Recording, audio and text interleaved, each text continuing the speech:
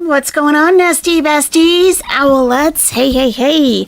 How is everybody this fine Monday afternoon on the East Coast? Good morning, good afternoon, good evening, wherever you are in the world. Nice to see everybody today. So I do want to just take a look at our poll because I'm running this poll for a reason. And the question is, have you watched Legal Mindset before today? Whether it is before you saw him earlier this morning, or if you're about to watch him with us today, have you ever watched his channel before? And I would love to know your answers. Artemida, there's a reason for that.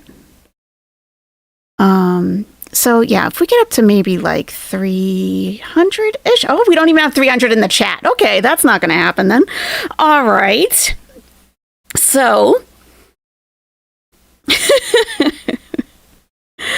because the reason I ask is because I think the Gore World probably needs to manage their expectations a little bit. I think the community really expects a lot of people who know nothing about Chantal, nothing about the situation, and they just kind of get bombarded with, here's this awful person, tell us what's going to happen. And, this is a professional attorney. He practices law. So, this isn't drama. This isn't a reaction channel. He's an actual attorney. He's not a Kuwaiti attorney, but he is an attorney nonetheless. So he understands how law works in different countries. And that is what I fully expected from his stream today. So everything that he had to say, was fully what I expected. Because he does streams quite often, and especially on these nuisance streamers, which now Chantal is one of them. But it's always an evolving process. We just have the complaint from the attorney, from Pause. We don't have the actual charges. We don't have any court documentation. We're in the very preliminary stages. And we don't even know if the prosecution is going to choose to charge her with what the complaint says. So it's a lot of conjecture and speculation, which Legal Mindset does not like to do. So I got what I expected. fully. So yeah, and we want to talk about, I saw brought up that she gave Nader a false alibi. And that is my understanding also. But then I have to question, we want Chantal to be hanged in a public square for not saying Bismillah before eating her fried chicken. But when there was something... Holy Spirit, Nida's Kitchen has become a member. I like Legal Mindset regularly and like him a lot. I didn't watch today though. I was waiting to watch with the Nest. Okay, cool. Thank you so much, Nida's Kitchen, for being a Nestie Bestie for 6 months. Thank you. Yeah. So, we want all this, all these penalties and punishments for Chantal for doing things that aren't really, that aren't even illegal. But when it comes to her actually committing a crime and reporting false information to the police in Canada, that didn't get reported? That was before my time. But, nothing happened to her with that? And, Andrew asked, is she being held in contempt? No, the case is finished. It's over. So anything that could have been done to help that case to convict him, no one came forward. And we have all this evidence on her not saying Bismillah before she bites into her fried chicken, but we do have evidence, don't we, of her giving a false alibi? Why was that never reported? I don't know. So, she never gave the police a false alibi? Okay, yeah, I don't know. She was kind of, from what I remember, just seeing it afterwards, is that she was back and forth on it a lot. But we don't know what she actually told the police either. Could have been something that she told us, something different than she told us. But if she went to the police and they questioned her, and if she lied, that's a problem. That's true, Sir Austin. The evidence is just her word, and she is an unreliable narrator. She certainly is. Yes. If she even talked to the police. Right. That's true. There was a lot of people in his chat giving false info based on their hatred of her and wanting it to be true. Agree. I don't like Foodie either, but he needs facts to give good opinions. That's the way this community has always been. It's a lot of, there's a lot of emotion always behind, Chantal. Always. And it's interesting to watch, I have to say, because I'm not particularly emotionally invested in Chantal or her outcome or really, I came in to clean up what she was doing to my religion, to, correct a lot of the misinformation she was putting out. Her as a person, I mean, I don't like her. Some days I hate her, but, I don't have someone like Chantal in my family where maybe I can't express my anger at my family member, but Chantal is someone who reminds me of that family member. So I direct all of my anger towards her. Sometimes I think that that's what's going on with some people, because it does come from a very emotional place.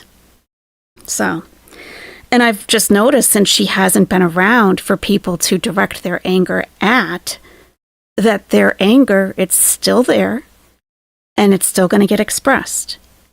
And I do see it going out amongst viewers themselves, some directed at channels, like, okay, there's just, get some therapy, get some help. Okay. And Andrew Esquire isn't going to become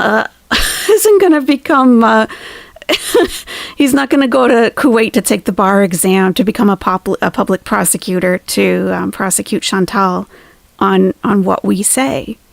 So I think we got to manage our expectations a little bit there. So I think it was kind of a lot for him. It was kind of, and I have to say, Hippie Easta has become a member.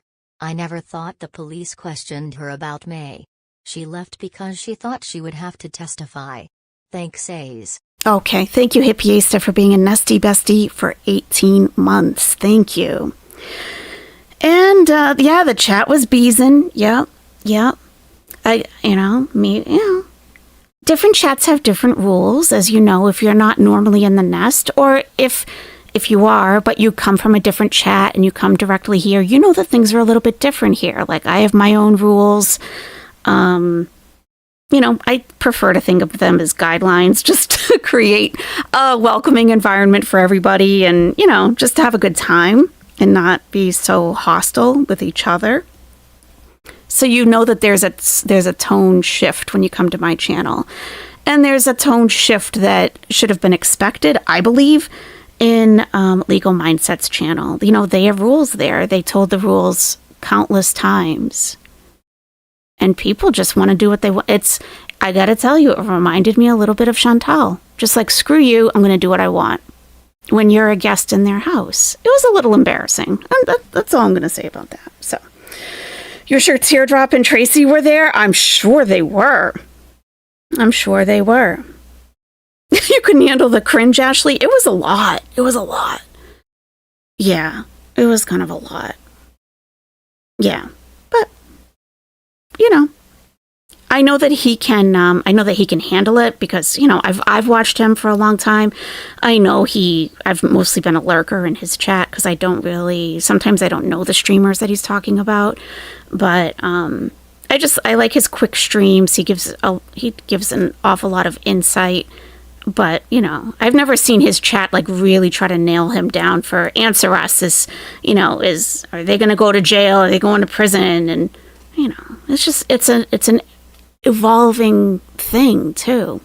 And we don't even have charges pressed on Chantal yet. So he had some of the basic facts wrong too. Like what? You were embarrassed by some of Grow World regulars, Brandon? Okay. It's clear they actually need Chantal to fill some void in their lives. I know.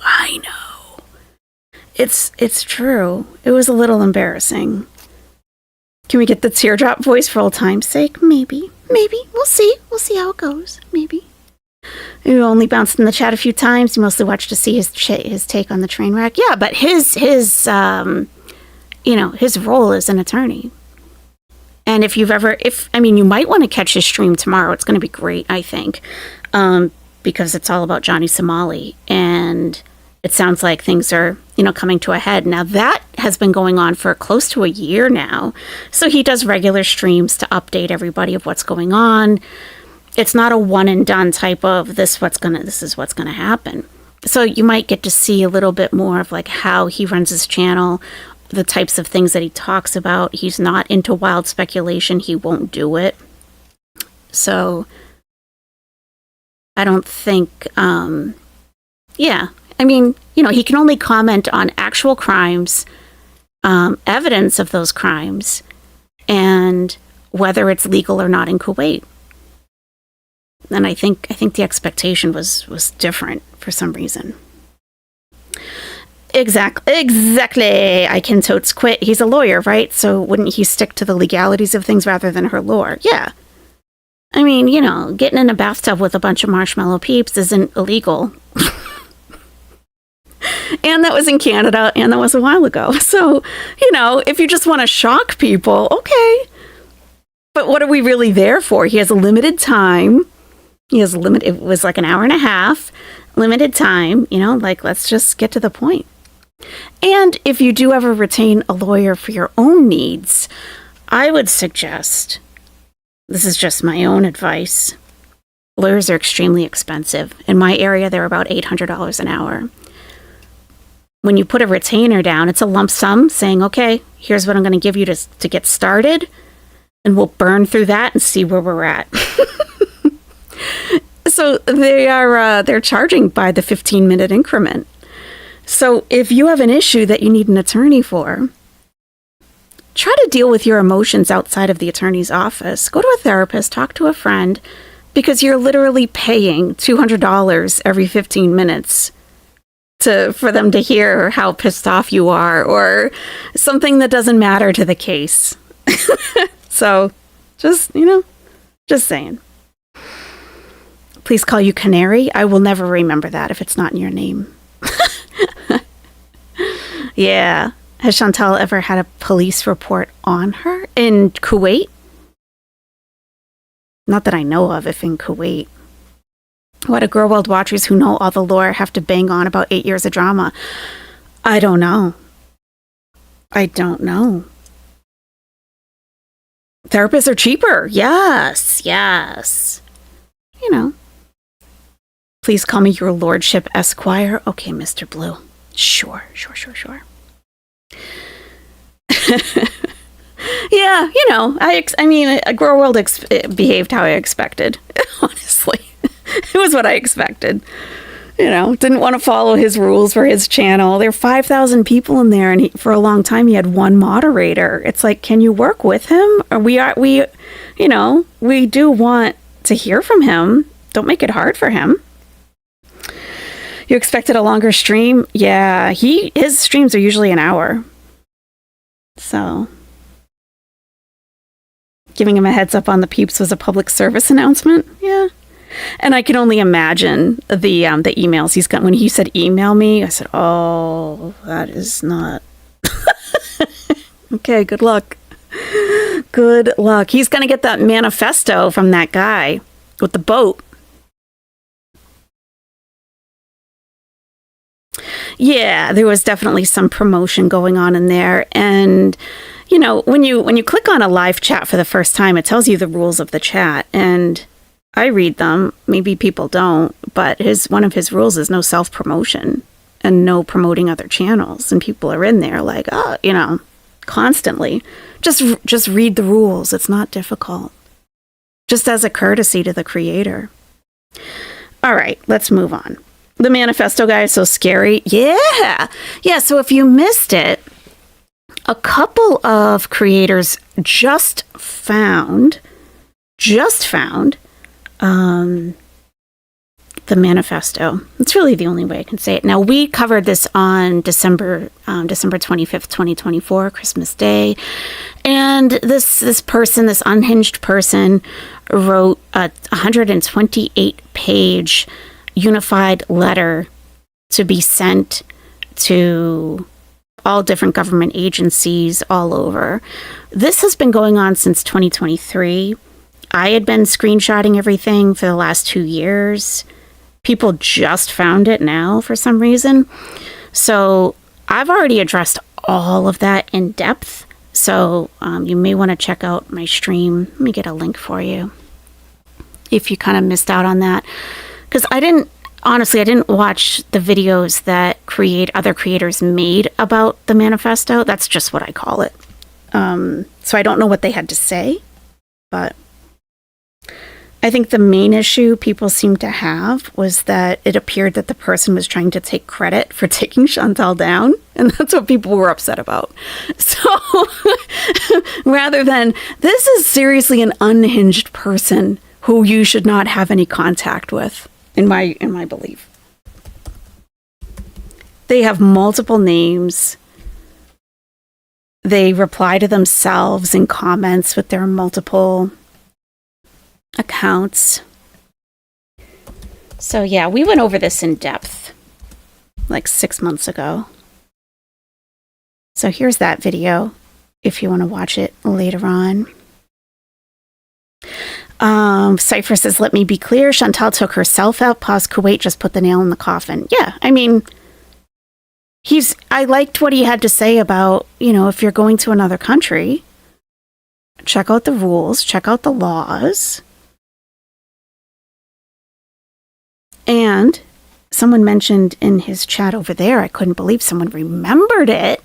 But yeah, I've talked about the culture shock, how all of that works. So the settling in process, and if you've been with my channel for a while, you probably recognize this. This is something that I found to be very helpful after I moved to Egypt.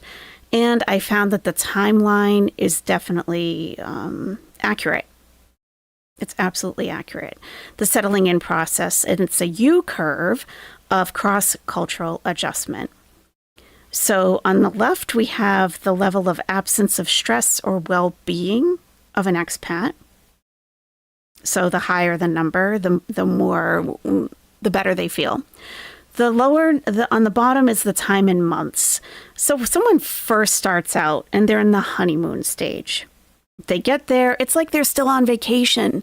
It's like, oh my gosh. And you know that Chantal was certainly feeling that when she first got there. Kuwait was this utopia, and the gas is cheap and the food is cheap and people aren't falling down drunk here, she used to say. And then not long after, like the 4 to 5, like 4th month in, that's when reality hits. And that's when ultra culture shock sets in. That's when you realize you're not on vacation. It was so interesting what Andrew said, because he helps people to move to other countries and to settle in and find what's going to be the best place for them. He does all of that. That's like a whole thing for him that he does. And I really liked what he had to say, because I think this is what he was talking about with the slump. There comes a time when a person has moved to a different culture, the slump, where they're either going to leave or they're going to stick it out. And I think if you're resilient enough and if you can adapt, you may stick it out, and you will be getting better and better and better. And you can see it doesn't take that long, maybe another 6 months or so until you're feeling better, you've adjusted. And something that I really liked what he said was that you've got to come to realize that things are done differently now where you are. And no one cares what your thoughts are on it. A lot of discussion has been had on Pause Kuwait and the different animal welfare charities there. This is nothing new for me to hear about or to know about. I heard someone saying, oh, there was only one cat on their website for adoption. Who in Kuwait is going to adopt a street cat? Like, people are still thinking like it's the US or that it's Canada or that it's in Europe. Like, things are not the same. They are not the same at all. People aren't walking into shelters to get an animal. Pets aren't even really that common, and especially not ones that have been taken off the street and are healing from an injury or an illness. That's why they ship them to the States. So people have had a lot of interesting things to say about that. They can't get out of their mindset. Legal mindset. They can't get out of their mindset of how things operate where they live. They just can't think in a different way. Yeah. So, trying to hold a charity in Kuwait to U.S. standards. And, I mean, I've known animal welfare places in Egypt, and there was a legitimate one. And I remember one that just popped up on Facebook one day. And I think they took the friends list from the legit shelter and just started sending it, like just tagging everybody in a post saying that they're helping these animals. We never saw pictures of the place. She wouldn't say where it was publicly. You'd have to DM her to get an address. And every so often you would just get a texted message saying, the animals are starving. I only need $300 to feed them for the rest of the month. No pictures of the animals. These like crying emojis. And I'm sure people sent her money. Like, that is not unusual. And you don't even know. I mean, it could be all done in her home. Like, there are no standards. There are no standards like that. So that's probably enough of a rant on all of that. City Dweller says, as a gay man, I have a list of countries I couldn't go to, but I can't expect a country to accommodate me, so I opt not to go to those countries. Sad, but true. It's very sad, but I absolutely respect, realizing that it's just not the reality that you would be able to go and be yourself. So, some people have entitlement issues where they feel like wherever they show up, they have to be accepted and adored. And I think it's easier if you just, embrace reality. Like, I'm not going to go to that place. So, yeah, it's just the reality. Some people in Gore World, North America are so pissed about foreign animals being shipped here. We need resources for our own animals. I'm sure they have something different to say about refugees. I can't even get into those discussions. I truly feel like a lot of that stuff is because Chantal's not around. And they're just nitpicking on these like really odd topics to have something to fight about. Like they like being angry, I think. They need to express their anger. It comes out in weird ways when she's not around. Very interesting. Your cousin's dog is from the Dominican? Aw. Yeah, and my guys are from Egypt. I brought them back with me. And if I ever had another dog again, I would go to Egypt to pick them out. I wouldn't just I would never just get an American dog. Absolutely. They're different. They are different. Probably like a mixed breed. When the girls disappear, the community turns in on itself. And we've seen that usually between creators. But since I think it's been a prolonged period of time, I see viewers turning on each other. It's like people just being hostile to each other for no reason. No. It's out there. It really is. Okay. So. All right, so there's the settling in process, something of what he just kind of gives a visual to what Andrew was talking about. And, I think Chantal never really got to adjustment. And, she may look like she has adjusted in Kuwait, but she hasn't lived in Kuwait. And I knew people like this in Egypt, too, who they lived in Egypt longer than I did, but their way of living was so isolated. Like they only hung around with other foreigners. Their homes were westernized. Like they really weren't even living in Egypt. So, and I feel like the same thing was with Chantal. She didn't want to leave her apartment. She never made friends. She never went anywhere to really absorb what's going on around her. So, yeah. I mean, I was working full time from, I think it was like after 2 weeks I arrived, I started working full time. You know, like, you're around locals. You know, you figure it out pretty quickly. Yeah. Okay. So. Yeah, I don't know, GB. Hopefully, you know, those people will be investigated. Anyone who made a threat against Pause Kuwait for being a terrorist organization.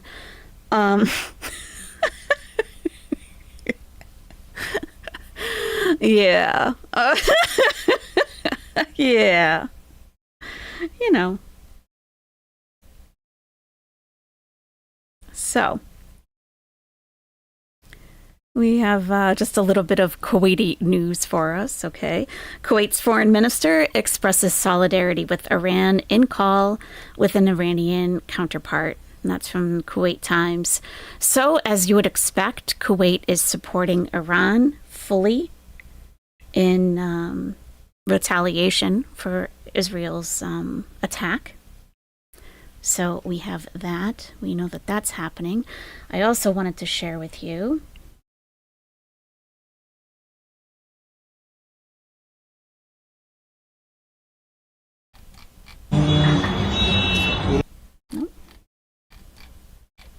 We've always said.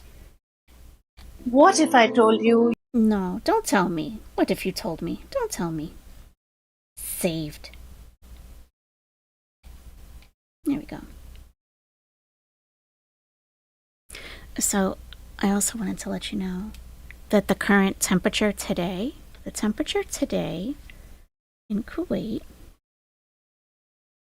it's a little bit high. Okay, we're looking at 57 degrees Celsius. And 57 degrees Celsius is 134.6 Fahrenheit. So that's a little hot. If she's still there, that is a little on the warm side. Yeah, a little bit warm. A little warm. Yep. Oh yeah, I wanted to show this to you guys. How can I...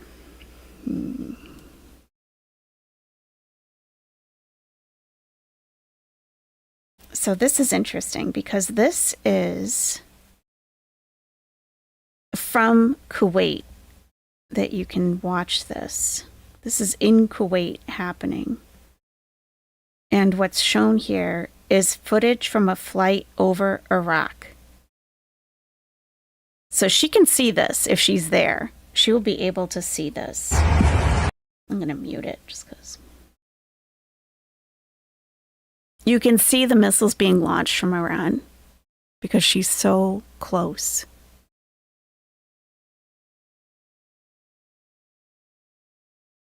She can see that.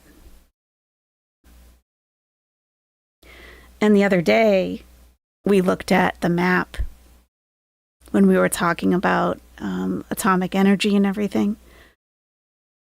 We could see how close it was. So she'll be able to see that.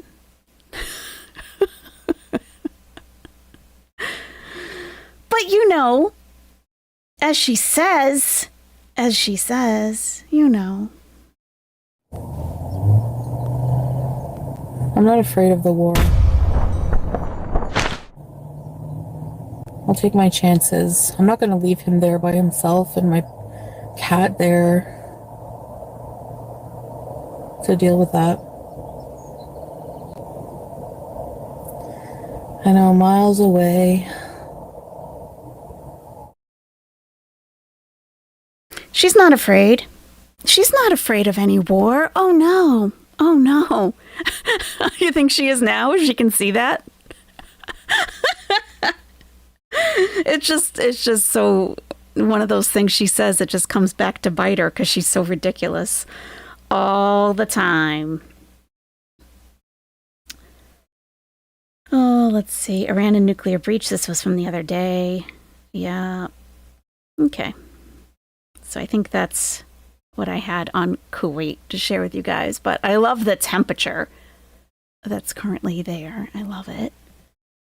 It's everything she deserves and more.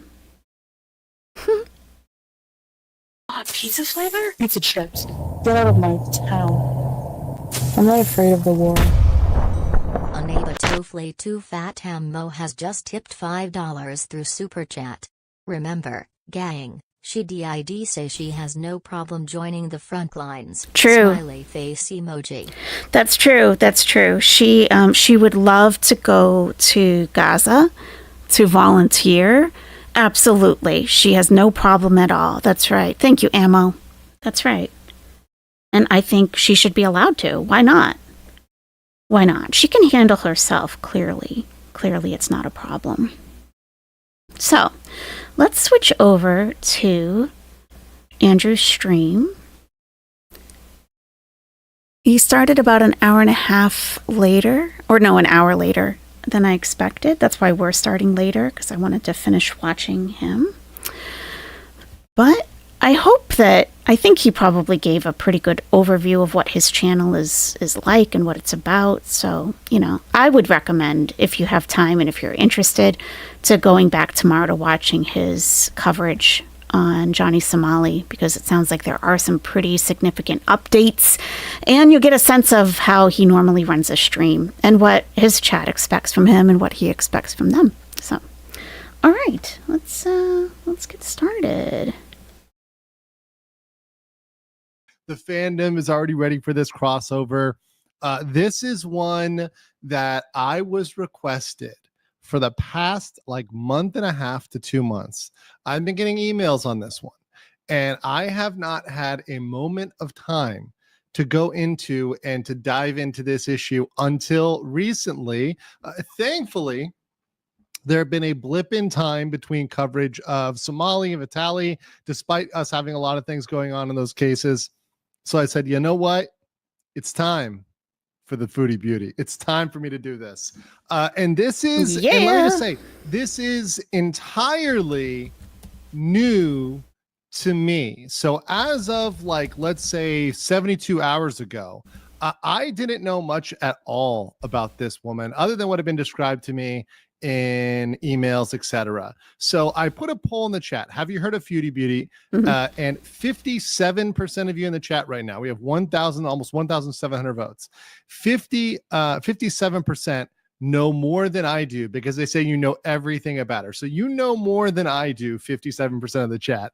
But then in terms of her history and her background, now I'm going to tell you what I have focused on, and that's different in a second. But 14% of you say yes, vaguely, so maybe you saw another video, maybe you saw another channel, and then 31% say no, not at all. So what I've kind of structured today is a basic background for those that don't know anything about her, and what people should know. Some of you are going to be new to my channel.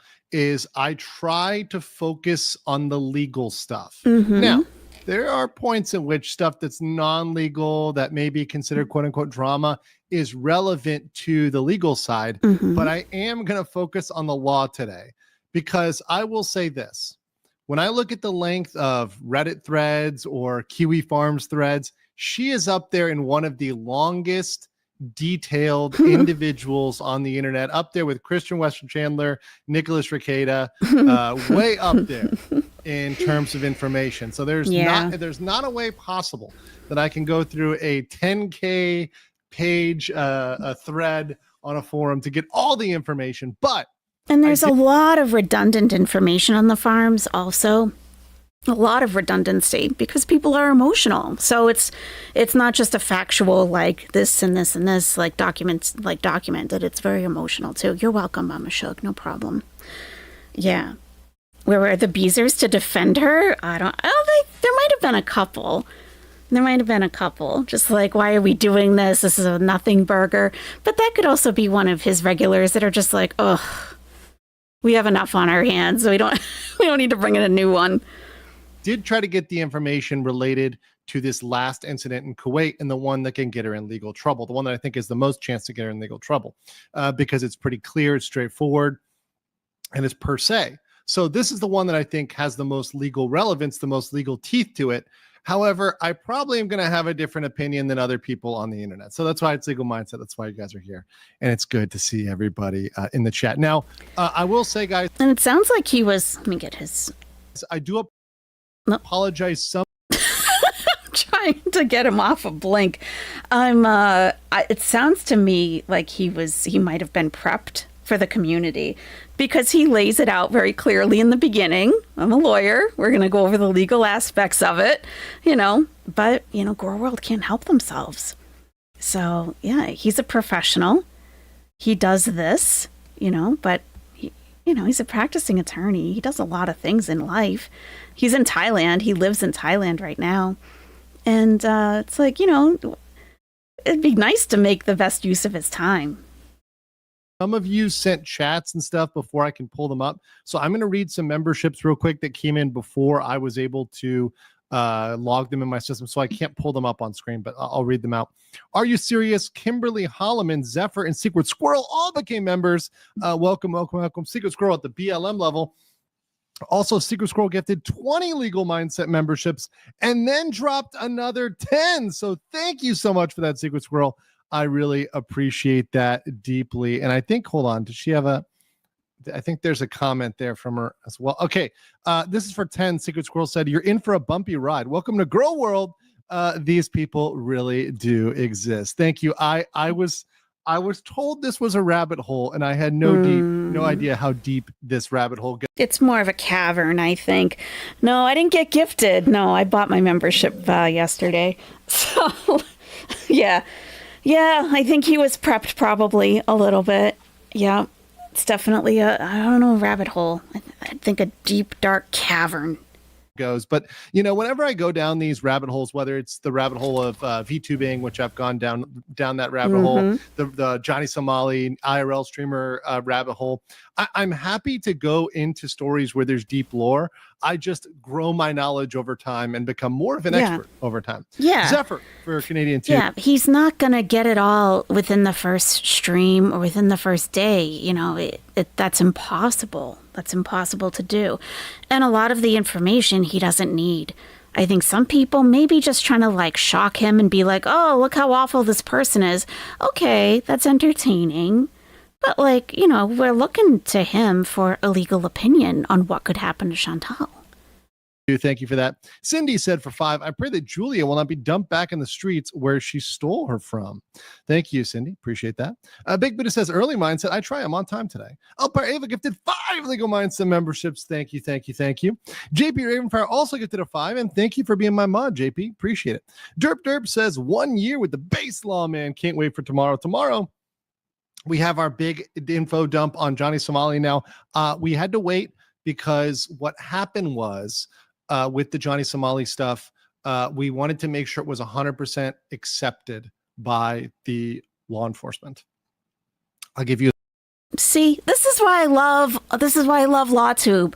I've loved LawTube for years. This is one of the reasons. He's not going to get on and start mouthing off about something that he hasn't 100% confirmed. Like what he's going to be talking about tomorrow, he had to put it off a day because he wanted to be absolutely sure.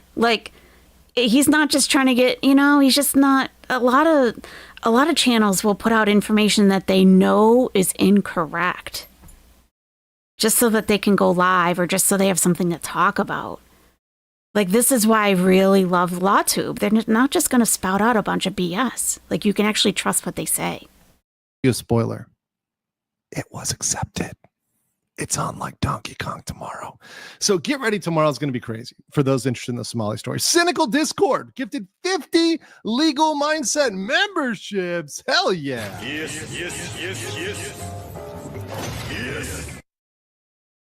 Thank you.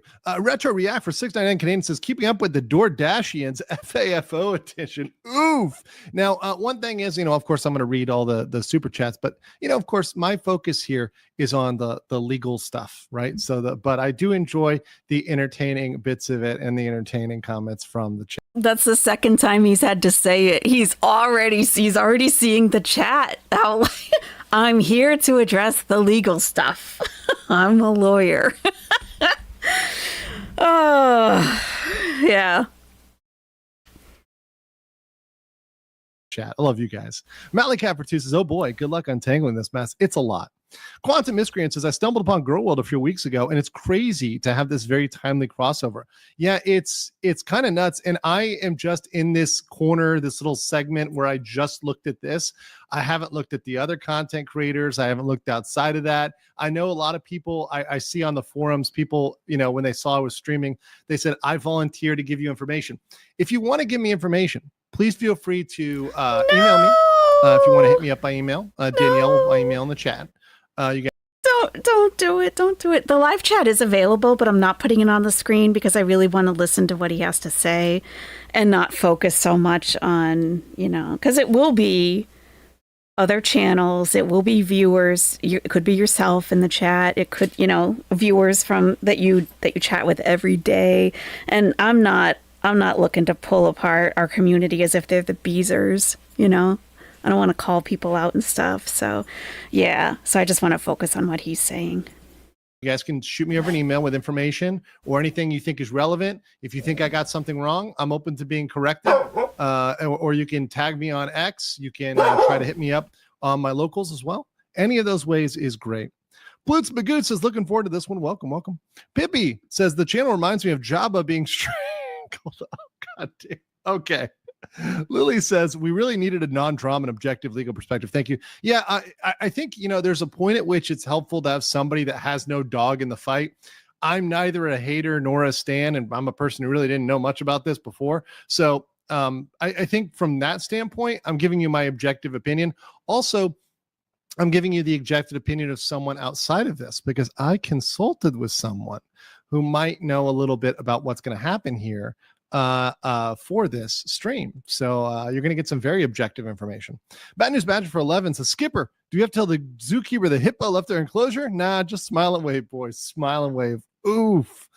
Oof. Repton for 5 says, Repton for 5. Thank you for that. Emotional damage. Rome's Drama Zone dropped 3. Thank you. Bug Love for 3. Thank you. Thank you. Zephyr for 5 says, unless you can tell us she will go to jail, I don't think you can surprise us jaded Grow World followers. Consequences don't seem to happen to Chanel and Chantel. And that actually happens very often with a lot of online content creators, because the thing is, you can be arrested for a lot, but whether you will be is a different case. There's a lot of things that can potentially get you in trouble. But whether or not they actually get you in trouble is the frustrating thing. And sometimes, especially with people streaming, you see them do things over and over. And this is what I saw in the IRL world with the IRL streamers. They repeatedly commit crimes, repeatedly. But those crimes, they kind of get looked past. They kind of get ignored. People don't care. People say, it's too minor. It's petty, whatever. Or they say, we have better things to do. And they don't get in trouble for that. So what I think we're going to look at today, and I'll talk about this as we go through her background, is there are some things which I feel some people think should be prosecuted, which I haven't seen enough evidence on to say, yeah, that's a killer case. That's a really killer case. The reason why I'm going to focus on the kid. Let me pause for 1 second. Is the verdict in for Karen Reed?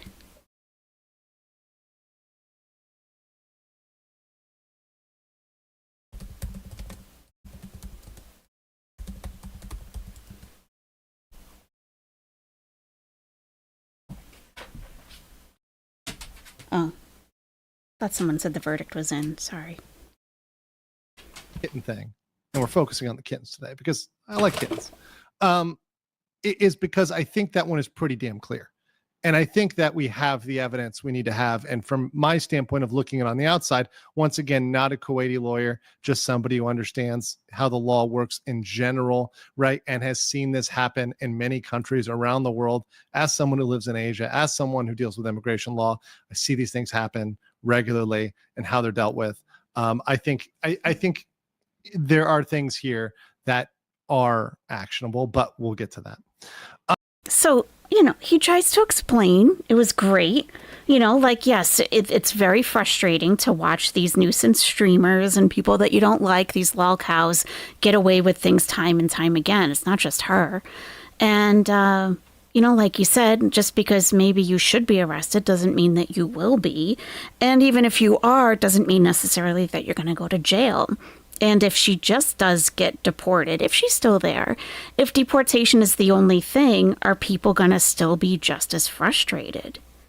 Because they want to see her do jail time or have some, that fine that's in the thousands of dollars. Nick Ross says, can't wait to hear your take. She's a train wreck that's been daring people to report her for the authorities for years. Hope you saw her video when she was acting all high and mighty over Vitaly. Hi, Girl World. I did not. So you're going to need to send me that one because I did not see her taunting about Vitaly. I did not see that. Can you please send that to me? Can you or tag me in that? I have not seen that one. I did not see that one. That's an interesting crossover because I do have an update on Vitaly, which I'll make in a separate video. Vitaly's not doing well in the Philippines. He's not doing well. Now he's not dead. He doesn't look like he's dying or anything like that, but he's not doing well. Anthony for 10 says, don't know about the legal trouble, but this mukbang lady is in for a short life with medical problems, just like the rest of them. Yeah. And you know what? I'm not a doctor. My brother is, but I'm not a doctor. Yeah, I mean, that's just one thing that you could point out objectively, right? Cindy for 10 says, I will never forgive her for making fun of the death of children that were unalived in Uvalde, Texas.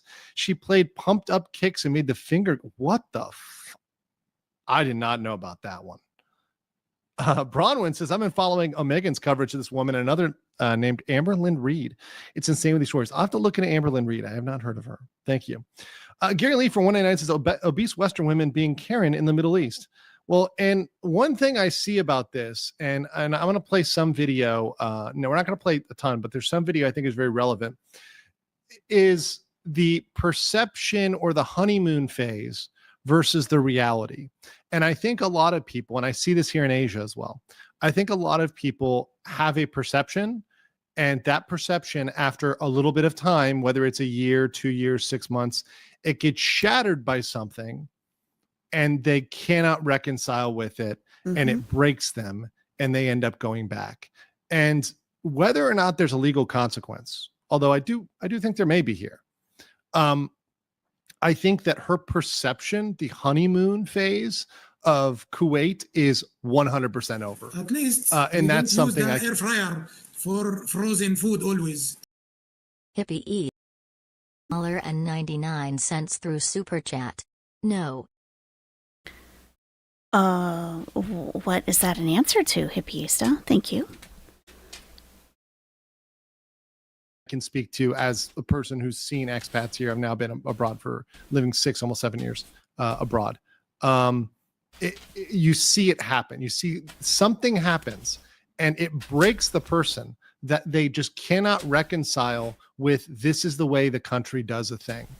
And no matter how you feel about that, particularly as a non-citizen, they don't care about how you feel about that. They don't give. Exactly. And that's where the entitlement comes in.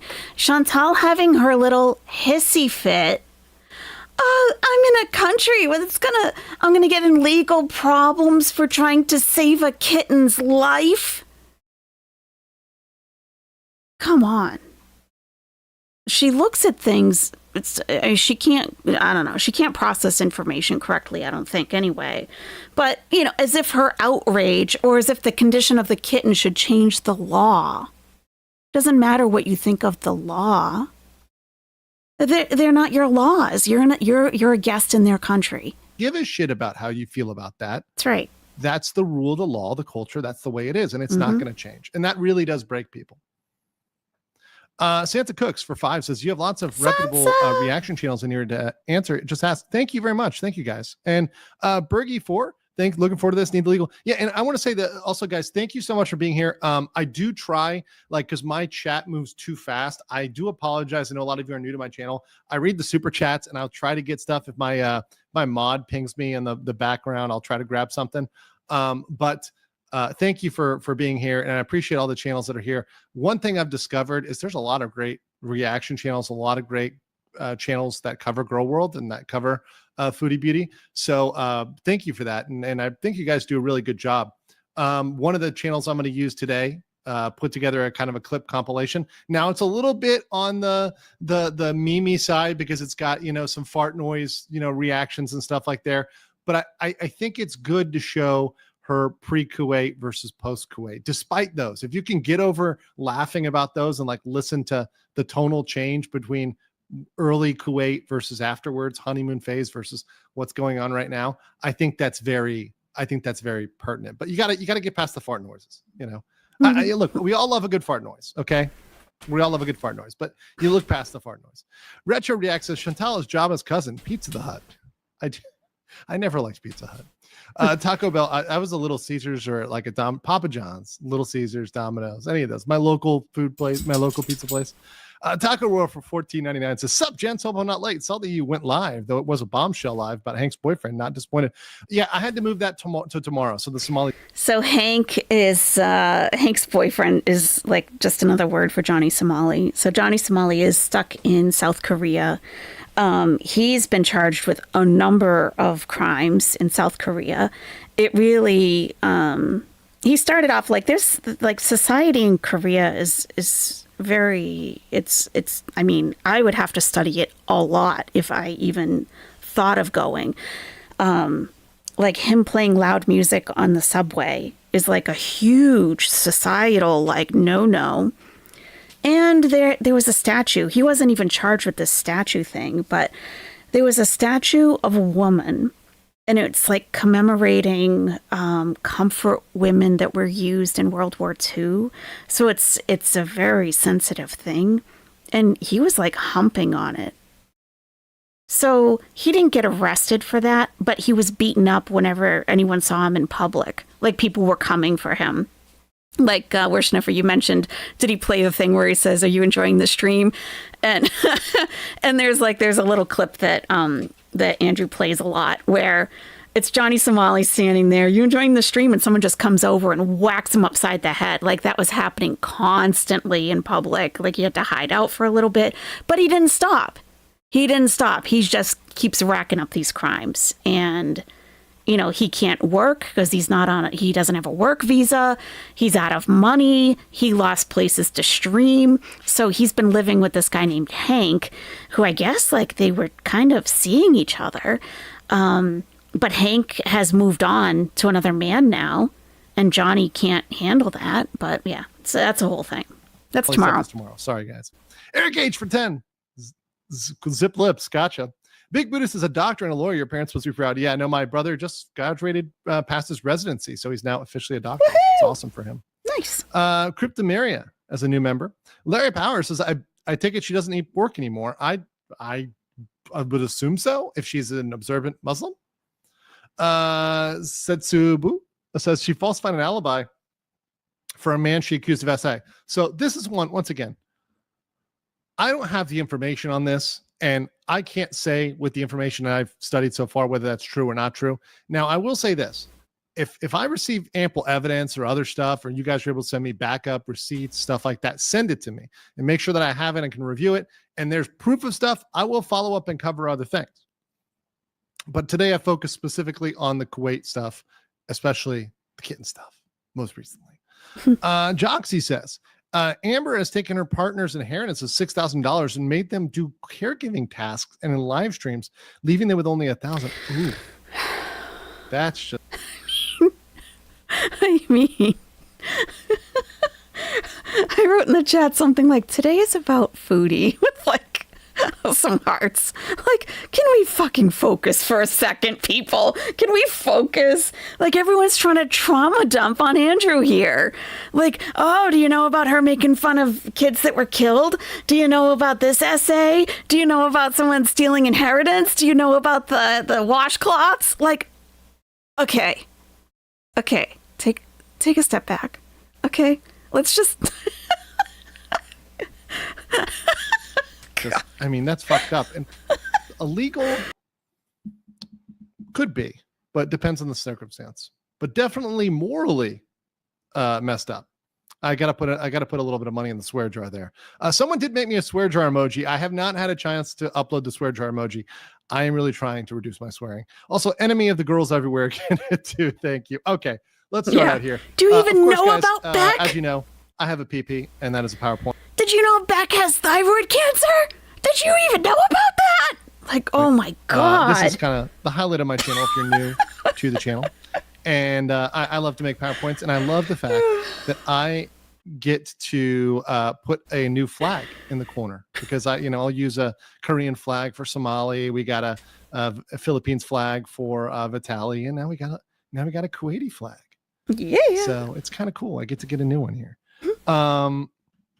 And also hello to everybody who's on locals as well. What's up, JP Ravenfire, Repton? Good to see you guys over there on locals.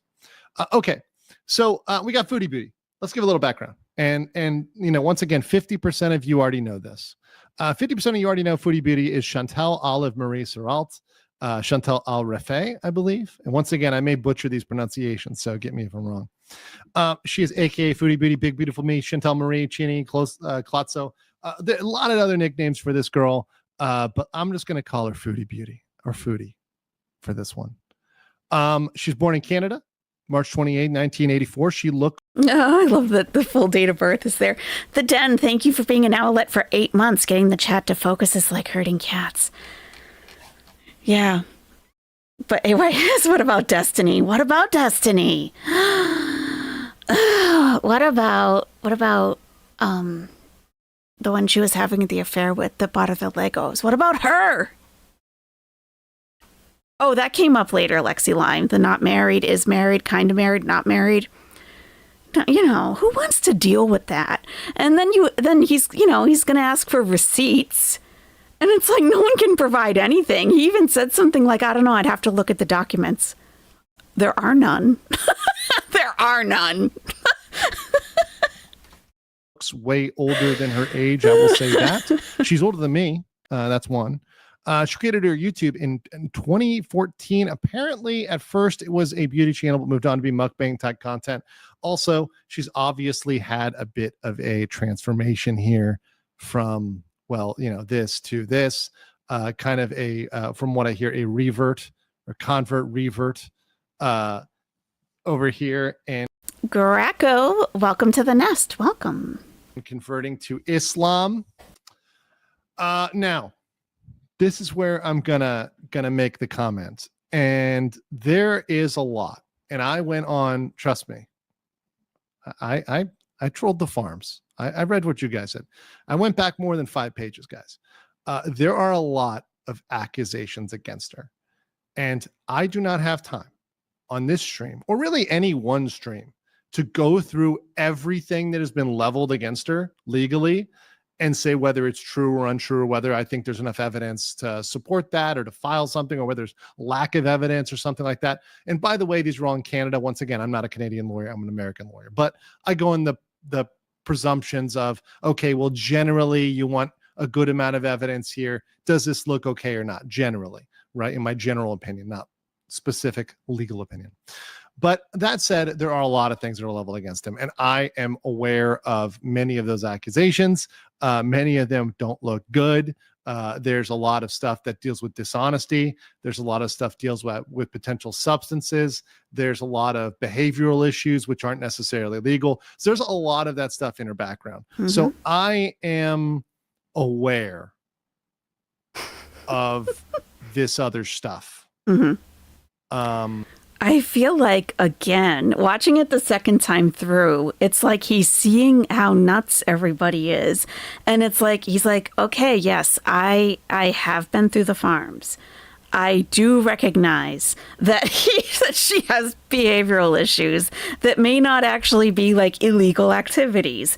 There's this, there's that. She has a history. But we're here to talk about legal things because I'm a lawyer. He keeps trying to bring it back and no one cares. No one's listening. We're not going to do it all today. So just understand that, because I know a lot of people may want me to do like Whitebird, I couldn't. Like, here's all of her background, her history, like do a Chris Chan length documentary. Yeah. We do not have time for that. No one does. It's a lot. And if someone tries to do it, they just get criticized for leaving something out or getting something kind of wrong. It's not worth it. It's not worth it. A lot.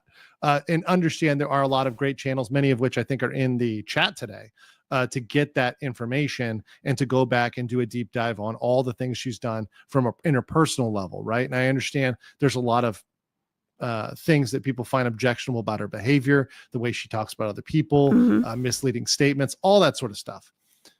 But understand that very vile, disgusting behavior, in fact, really like odious, nasty behavior, is not always illegal. Right. It's not necessarily illegal, particularly in the United States and Canada. It is not illegal to be an asshole, a jerk, a liar. Right. I feel like I've said this myself many times. Like, she's an asshole. She's a horrible person. But that doesn't mean that you go to jail for being an asshole. It does, you know? Yeah. Provided, asterisk, you're not lying to the government, right? You're not lying to law enforcement. And you're not lying in any way that would constitute a crime. And what we have today is a case where she crossed the line with those behaviors. And I think we are very used to, in the West, getting away with a lot of behaviors. And there's a lot of behaviors we can get away with that we just normalize. And that we say, oh yeah, you know, content creators lie about X, Y, Z all the time. And they get away with it. They get away with it all the time. And when you move countries, and I can say this as a content creator myself, it's very funny. You now have to abide by different laws. So content creators in Kuwait, or here I'm in Thailand, or Japan, Philippines, China, all have to move differently because we're all under the thumb of different governments. And there are certain things in different governments that you just can't mess with. And you have to learn these things if you're going to continue to do content creation in that country. That is your responsibility. And I believe fully in the personal responsibility of every content creator to learn the laws in the country where they are. It's not an excuse of I didn't know or whatever else. You've got to learn those, particularly if you're going to go do something. You've got to learn the laws of the country. So you can't just say, well, I didn't know. That's not an excuse in my book. Polina said, welcome to Girl World. Thank you, Polina. Nick Ross, thank you as a new member. Pibby says, you job without no. God damn. You guys are killing me today. I feel like I'm going to die. No. Wait. Big Buddhist for 5 says morally legal doesn't always mean criminally legal, but each have their own consequences. Yes, exactly. And I think she, you know, people say she's getting away, but you have to understand suffering the consequence of the ire of the internet is not exactly getting away. I don't think a lot of people in the chat, particularly people that are running reaction channels, are letting her get away with it. I think they're kind of, in their minds, exposing that behavior. So I think in a way she's getting a consequence. It's public backlash. Right now, the legal backlash, that's a different thing. We'll talk about that. Planet gifted 20 Legal Mindset memberships. Thank you so much for that. Very based. Thank you. Let's see here. Rose Gold Cinnamon says, somebody said in the chat she's hiding, LMFO, to follow up Gary Lee with fat Western women hiding in the Middle East. She'll be bedridden soon. I'm not sure whether she's quote unquote hiding or just maybe not streaming as much or like laying quote unquote low. A lot of content creators do that when they're facing heat. And to be honest, it's a smart thing to do. If you're under fire, the last thing you want to do, particularly if you have a legal investigation or a criminal investigation, is make a statement that's going to dig yourself deeper. So generally, that's something I do see people doing. And she did do that. She made several community tab posts that just made it worse for her. She's like, I'm not begging for money. This isn't charity. This is my job. It's your job. So you're working on a tourist visa. No matter what she said, it was just getting worse and worse. Just stop. Thunderine says that's also true, guys. That's Hosey kind of got the details wrong on this one too. Yeah, and I watched Goose Chuck's video that came out shortly after that. I hadn't even watched Atosi's video yet, and you know, I guess he used a lot of footage that wasn't credited. My footage was used in Rapsion's video. There was, you know, I had to DM him I wrote a comment. I'm like, could you at least like pin my comment? Because like that's a spreadsheet that me and my chat and I worked on for hours. Could we get like a little bit of credit? And he was like, yep, done. But there was no channel link. There was nothing. And Atosi kind of did the same thing, like took stuff from the Reddit, like, okay, you gathered all this information, but there is, I thought Goosechuck was right on with this. There is a lot of time and effort that's put into this. And you take from that, you put together a video, but it's like, if you're going to take the time to do a video, why don't you fact check it or have someone else fact check it?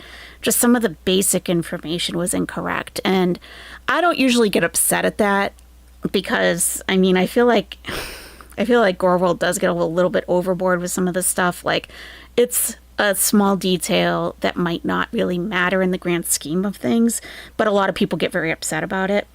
But I got a little bit like, you're kind of a larger channel. You're doing videos on like, fairly decent sized creators.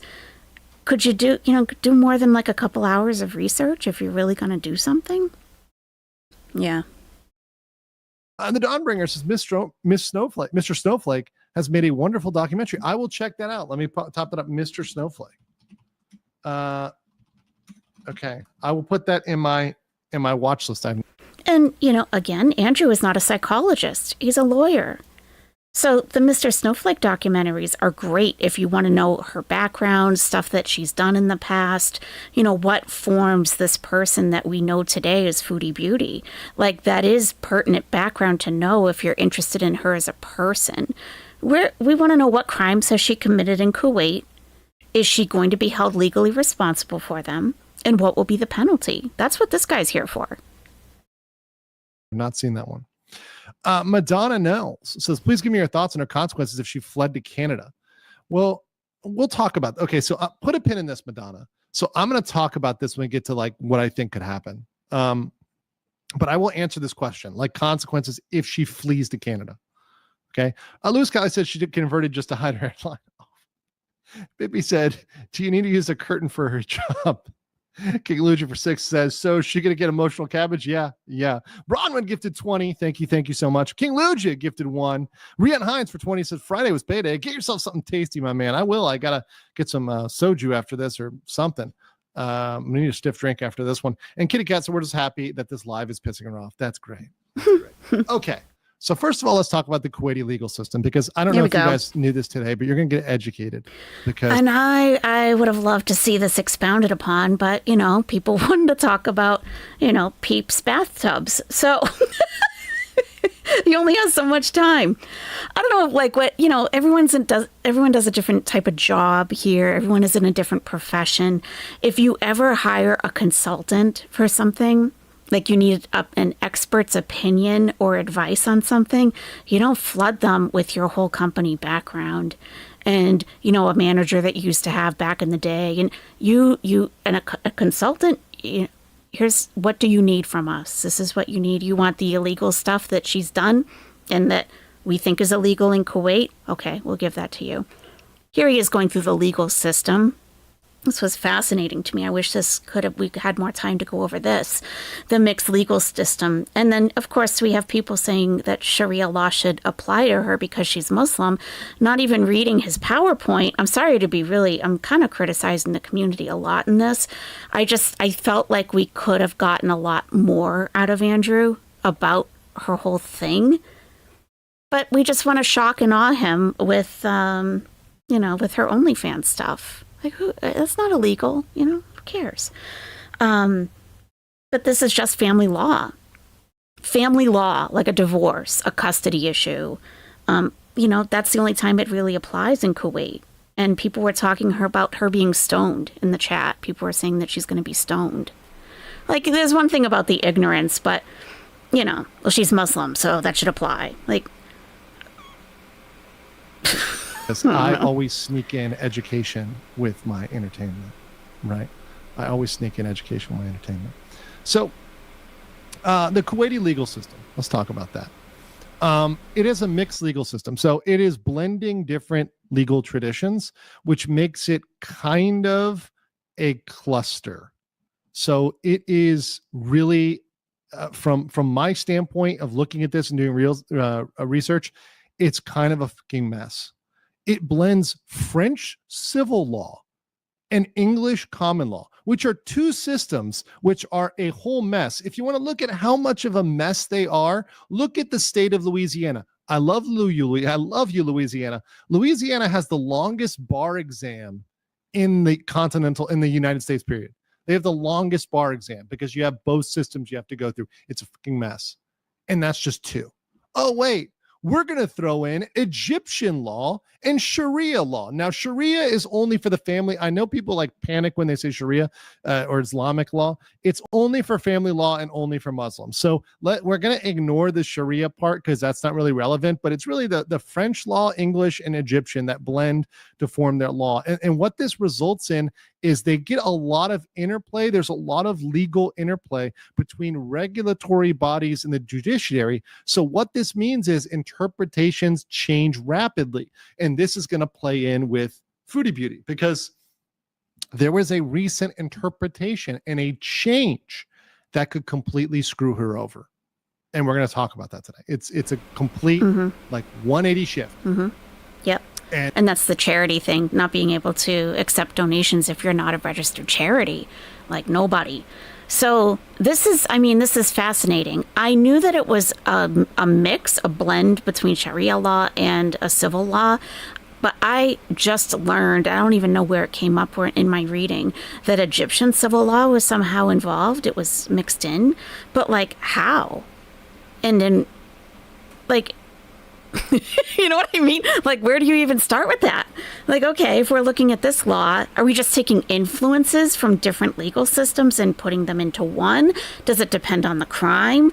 Like, is this up for interpretation by the judge? Like, this could really be a big mess. Huge mess. Like French civil law, but English common law, Egyptian civil law, and our religious law. That's a big mixture. And it's really bad for it. It's not good. Woo! Lord Baroque Buttery Sluttery Patriarch, thank you so much for gifting 50 Are You Serious memberships. Thank you. 50.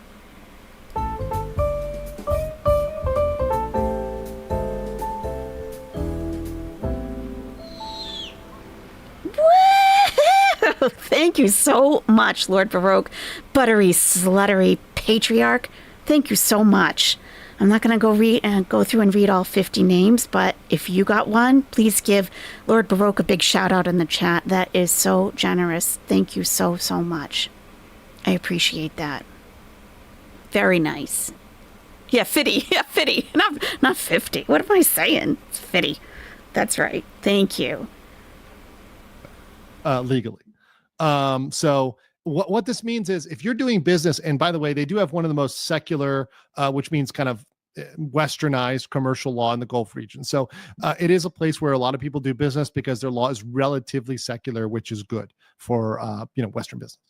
But that said, one thing that I did when I was in-house counsel was I worked in the regulatory division. And one thing you got to know is you've got to be able to be on top of changes in the law that are put out, whether they're in the court system or put out by these regulatory bodies. And it's really interesting. Like when I first started, learning about like family visas and things in Kuwait, it was really surprising to see how often Kuwait updates their laws.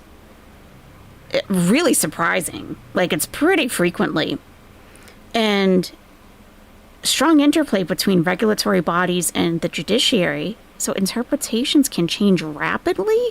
So, I would think even as a resident, you would want to keep up on because it seems like it could change from year to year, what's illegal one day and what's not. Like the parking violations, those fines and jail time, that went way up. And they have been prosecuting on those, but, not quite Chantal yet. But this is part of what Andrew does and what he's really interested in. And I love to hear, you guys that watch court cases, like when you hear an expert take the stand and they're talking in depth about something that you never knew there was so much depth with, but they have passion about it and they're really into it. That's one of my favorite parts of a court case. And Andrew really likes to learn about all these different legal systems across the world because they can be so, so different. So we have a blend of 4 different types of law, a new law that comes out about charities. Like, this enough to me is fascinating. Regulatory body is something like we have in the US, like imagine the FDA or whatever, right? And when they put out a new recommendation or a guideline, imagine if you had to follow that immediately, that could come out with a quicker time frame, and that could completely change everything and make things illegal. That's what we're dealing with in Kuwait. We're dealing with a timeline that's really expedited, where the laws can change, and you have to be very careful about those changes. So let me pull this down. Let me make sure this next slide is what I want it to be. Okay, so let's get the Foodie Booty going to Kuwait. Okay, so I'm going to play this video. This is a video by who is this by? Marley Hendricks, who only has 8,000 subscribers. I'm going to give her a subscribe. So now she has 8,631 subscribers. And Marley Hendricks is a great channel. She does archiving clips and also some pretty good editing. But she did a great compilation here, kind of showing like her attitude on Kuwait before and after she kind of got there. So I want to show this. This part is just very relevant for like when she lands versus what's happening now. And I think she does a fantastic job of that. So I'm going to play this clip. And this will give you kind of a, she came to Kuwait and kind of here's how it went down. So shout out once again to Marley. Good job on the compilation. Of the videos I looked at, this is the one I chose. So shout out. Bridge, which is 48.5 kilometers long, right in the middle of the ocean. So she's talking about landing here and the really cool thing. So once again, Marley says it in the video. This is what you call the honeymoon phase. When you go to any new country, and I know this, I've been to over 100 countries. When you go to any country, all you see in the beginning is the really nice stuff. You're blinded by the cool stuff and how it's different and unique and special and how it's so much better than your home country. That is a normal thing that happens in the beginning when people first go to a country, right? Unless they completely hate it from the jump, in which some people do. If you're a type of person who just wants to live in your home country your entire life, you go somewhere else, you hate it because it's not home. But if you're someone who's like looking for living somewhere else, you tend to just go in this honeymoon phase right away. It's very typical. I see it with expats all the time. And she hits what I would call the wall. And it happens between 1 and 3 years. But you'll see this. And you can see on my chart here, it's a much more condensed, like the wall. And I found this to be the case after like 4 months or so, when you realize you're no longer on vacation and this is your life now. Smear Drop is in the chat. Everybody, if you want to know, God, a lot of things. Smear Drop is one of the, let me get her Twitter. Smear Drop is pretty much the primary contact for Pause Kuwait. Smear Drop is communicating with them.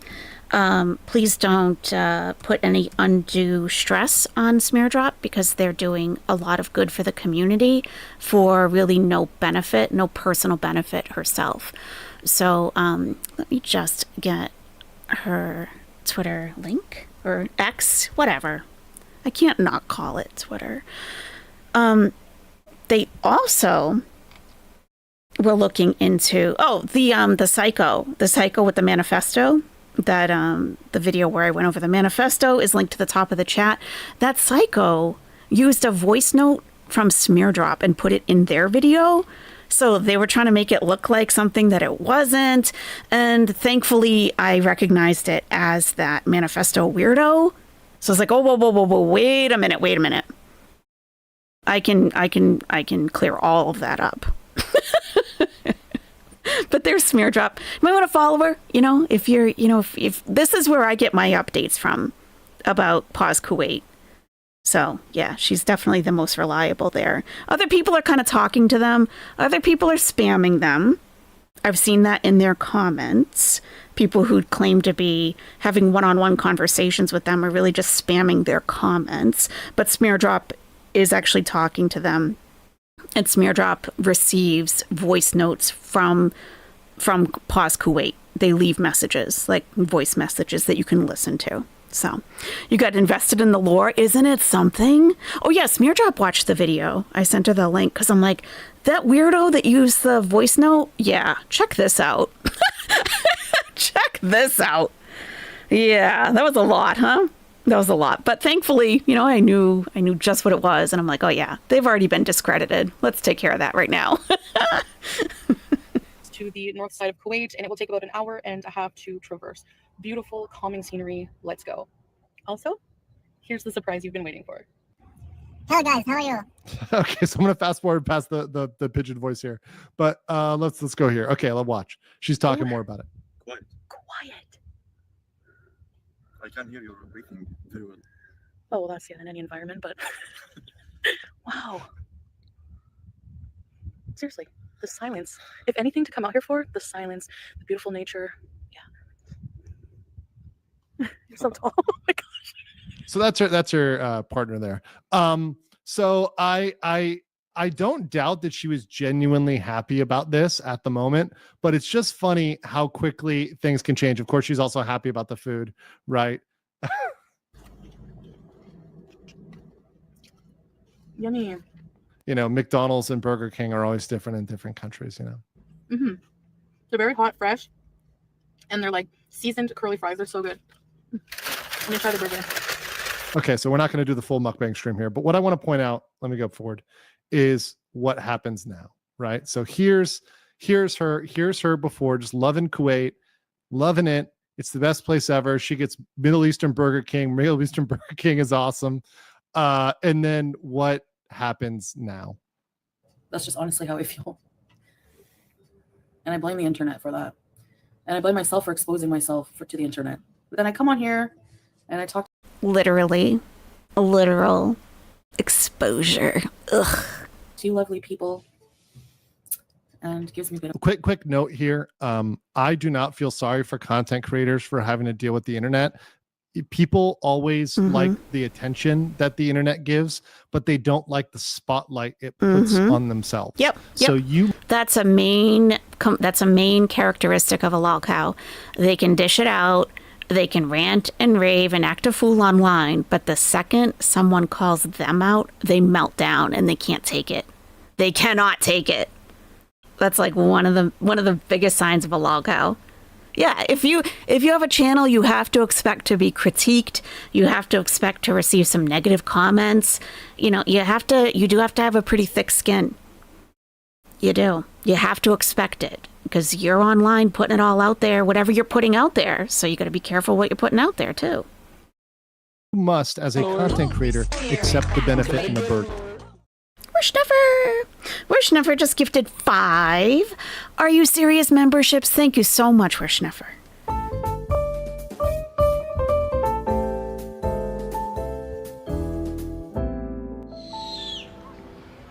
Yeah, thank you so much.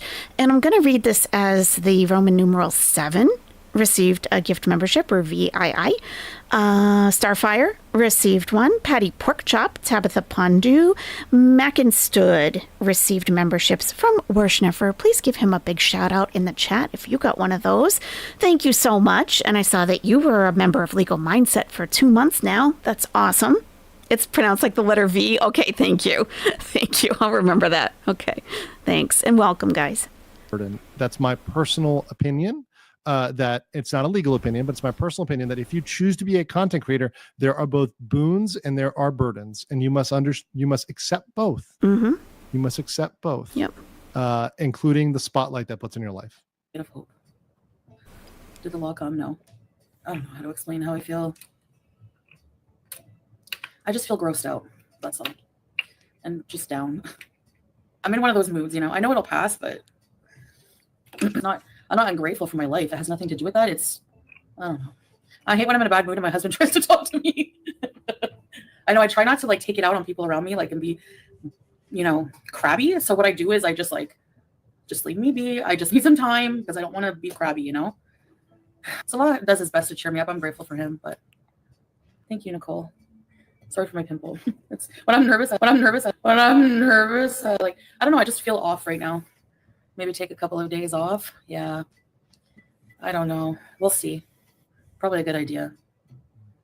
But like then I let people win, you know, like yeah, no, I'm getting in shit. I bet you I'm gonna get in crap for trying to be nice and help them. If it weren't for me, they even use my pictures on their page. This is by the way, this is what we on our channel call coping and seething. It is perhaps the outro, so just understand this is very much within the coping and seething bracket. Yes, they're harassing everybody. They're not suing me because I'm not paying a dime. Like, I need to get out of this country, man. Like, insane. Which country villainizes people for trying to help? Like, what? The elevator area was chaotic. People were waiting a long time to get in an elevator and they were jam-packed. This is one instance where I appreciate the gender segregation, and the women had their own elevators and like a lift attendant. So that was awesome. Yeah, he does play it at the end, at the very end. Yeah, his outro. You are coping. Yeah, they use my pictures that I sent them initially, and then go check out the post. It's like, I'm gonna go get it. I'm not getting off. Don't tell me to get off. Just a second. Okay, here we go. How is it illegal, like, for me to take the cat and people said they would help? Okay, so here's the part where we get to. So this is the part where I was building up to. Thank you for it finally gets here. Jesus, she rambles a lot. So yeah, she does. The cat. So she goes and she sees a cat on the street. She picks it up and separates it from its mother and takes that cat. So we got the video here. And once again, as the very well edited video here says, everyone tried to warn her. Chat tried to warn her. With money to bring him to the vet. We'll find out. People say don't do that. People say don't do that. So when I have any of my chat that says don't do that, I stop for a second and I'd be like, okay, well, why? And I just ask, okay, is it a good reason why or a bad reason why? Are you telling me if people are saying this is illegal, maybe I should check the law? You better not. It's a what? Huge mistake. Right. You better not. It's a big mistake. People are saying don't do that. I think that's where you do check. We don't have the cage. Do you want to go home and get the cage? Yeah. Well, I think that's where a normal person would stop and be like, "Oh, just stop for a beat and just think about it." But Chantal's not a normal person. Yeah, regular person, and you know who you can trust in your chat or who could just be trolling you. And if they're really saying, and actually it really wasn't any of the Beezers who were saying no. Tracy and Teardrop were like, "Go for it. Yes, save that kitty," you know? But she doesn't like her viewers, so she's not interested in what they have to say anyway, especially if it's going against what she wants. Oh boy. This is exciting. Looking at my cage. Salah, please stop her. Cage, don't listen. Just be very. So yeah, there's Salah, please stop her. So people saying, hey, you got to step up and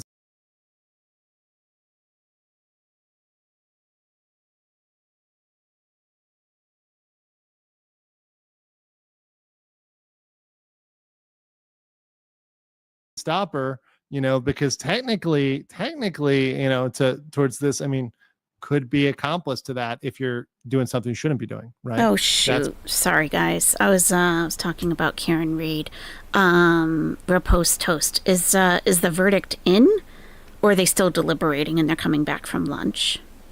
I was muted. Yeah, I sure was. And for some reason I don't feel as ashamed as I used to. So we probably need to go back to that.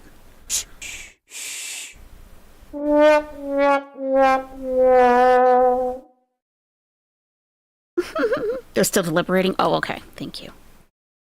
That's what, the cat getaway driver. But it's okay for that organization to ask for donations. Like what? Shut up, Selena. I'm not mad they got rescued. Like, I seriously need to get out of here. I can't. And once again, yeah, you can, there's plenty of organizations that do these things. So, if you really feel like, okay, this is necessary, there's people you can get to do these things. But I'll let her speak for a bit. Yeah, someone probably sent messages saying I'm a scammer. Exactly. Yep. I use my platform to help. Good luck. Send the law after me. I'm getting out of here. Honestly, I'm not staying here. There we go. There's the flip. Canada bees for life. That's it. Because I'm not staying. Canada for life. So all of that stuff, all of that, it's so awesome. It's quiet. Look at it's got a cool bridge. They got cool Burger King. And then nope, Canada, I'm out. It's done. And it's easy to see that flip. That's the flip I'm talking about. That's what I've seen so many times where people are just like, yep, no, I'm done.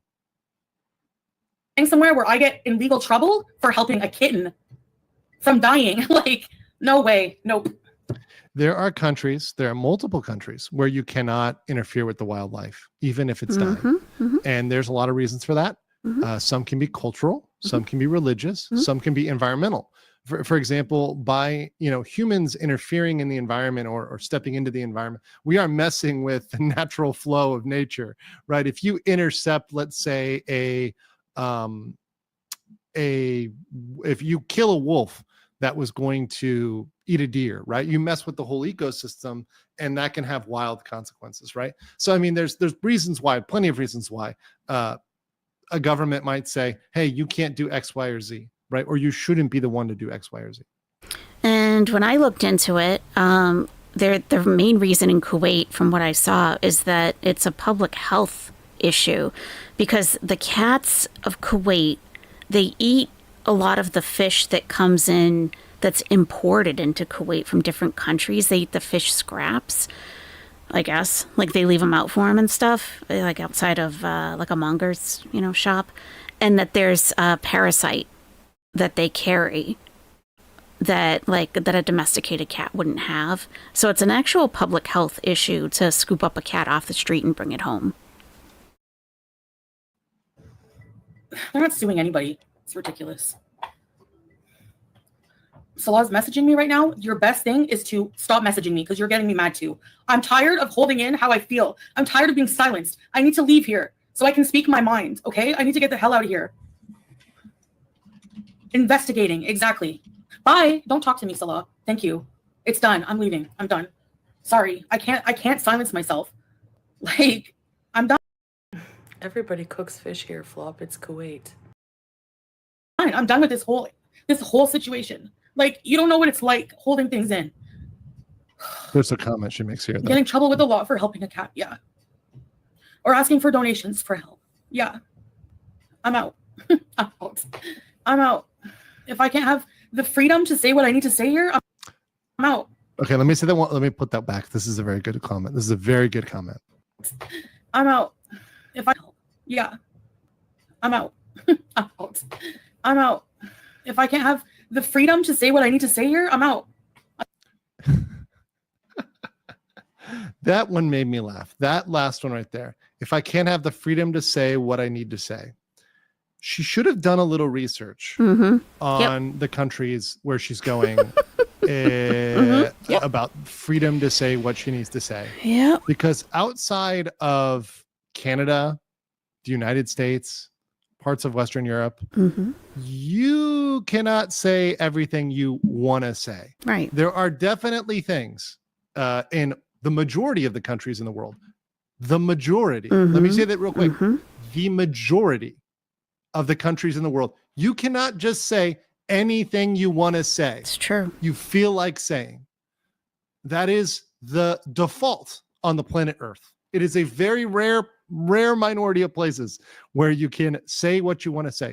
And to be fair, and people are pointing this out, there's certain things in the West you can't say. We're not going in. I'm not going to get political. We're not doing all that today, guys. But even in He's like, don't drag me down another road that I can't come back from, please. Very few places where you can say a lot. You can say almost anything. Let's put it that way. You can say almost anything, right? Those are the minority. And well, the thing is, in places like Kuwait, I mean, it's not just about being polite or not insulting people. It's not just about that. Like, you absolutely cannot disparage the leaders in any way at all. You can't say that they're unattractive. You can't say that you don't agree with a law. Someone posted that it was raining too much in Kuwait on Twitter. They went to jail for that. So you can't assume that, oh, as long as I'm polite and nice to everybody, I'll be fine. No, no. I remember but the first time I went to Egypt, and I came straight from the airport, and I had a driver, and we were going past the presidential palace, and across the street from the palace was like a pretty big mosque. And I said, oh, and it was President Mubarak at the time. And I said, is that where Mubarak prays? Silence. Because that was a non-practicing Muslim who was killing people regularly. Silence. They couldn't say no. They couldn't say yes. They couldn't say, well, he's not really religious. They couldn't say, not a peep. Not a peep. And that was right from the airport. I was like, oh, okay. I shouldn't have even asked. Kuwait is, and this is no dig on Kuwait. Once again, there's plenty of awesome countries that have really restrictive laws regarding speech, right? But they're awesome, and they might have really cool nature. They might be really fun places to live. But they're not places to go if you are somebody who wants to say whatever you feel without regard to the culture. And that is not the country I would pick if I was wanting to say what I ever wanted to say and do whatever I wanted to do without regards to anything. It's just not the one I would pick. And I help people relocate on a regular basis. That is definitely not a place I would say, what the place for you to go? Kuwait. That's your dream country. Kuwait. Someone with no impulse control, can't keep her mouth shut, can't even stop herself from belching, loud hiccuping, and passing gas in public. Like, yeah, the Middle East is not, okay, you're attracted to the men, but that is no. Just highly offensive. Her being herself is highly offensive. But her in Canada, her at a hockey game, fits right in, no problem, right? I mean, go where you're comfortable. Yeah, not the place. Not even the place in the Middle East, by the way. I'm going to disagree with you there, Shira B. There are other countries that are better for that, but that's neither here nor there. Okay, so let's go back to our PP, because of course we got to get that. And actually, before we do the PP, let's get some chats, because we're 21 back. Jesus, you guys, girl world is stocked. Harley Gal says for 143, says, new sub here. Thanks to Gorlick Bread, Foodie is the most defiant child I've ever seen. She never thinks ahead. She just expects everyone and everything to adhere to her way only. And Harley, this is what I see with a lot of the streamers that end up in trouble, and a lot of places that when you end up finally getting in legal consequences, okay, because you think the rules don't apply to you, or you think you can do whatever you want, and that's where it hits the wall. And these, internet characters, these perhaps lolcows, if you might say, they can have a lot of incidents and they can get out a lot, but eventually they hit a wall of the law and running past something that they're called out on, and they have motivated parties to come out and get them for it legally. They often get away with a lot before they hit that wall. Edgelord Sama 2892 says, hey Andrew, love what you do, brother. Thank you. You inspire me to do a timed diagnostic LSAT. 141st attempt, helping for 160. Wish me luck. Hey, number one thing I'm telling you right now, if you're going to take the LSAT, that's the lawyer exam. That's like the SAT for lawyers, right? You need to do it timed. You need to do it under test conditions. Put yourself in a room, no distractions. It's a clock. If you strongly disagree with another person in the chat, please either just ignore them or personally block them. I don't want any stuff going on inside the chat, please. And a pencil. No, nothing. Don't your phone. Nothing. Do it under time, strict, just like the test says. Follow the instructions exactly. Take the break when it's the designated break. That's the only way to get an accurate score. Fallen Angel 6969 says, genuine Fallen question. Angel! Can people consult with lawyers in other countries to make sure you know what the laws are? So there are lawyers that are capable in that country's law in every single country. So for example, I'm in Bangkok, Thailand right now. There's a law firm here that has lawyers from around the world, including there's Kuwaiti lawyer there. There's a Saudi lawyer there. There's a Qatar lawyer there. Iran. There's all sorts of lawyers there. Russian, Ukraine, Germany, Czech, England, whatever. There's all these lawyers that are there that practice the native law, because all around the world, there's people that want to do business with those other countries. So if someone wants to do business with America and they wanted somebody to look at their American corporate docs, I can do that, whether I'm here in Thailand or back in America. It's the same.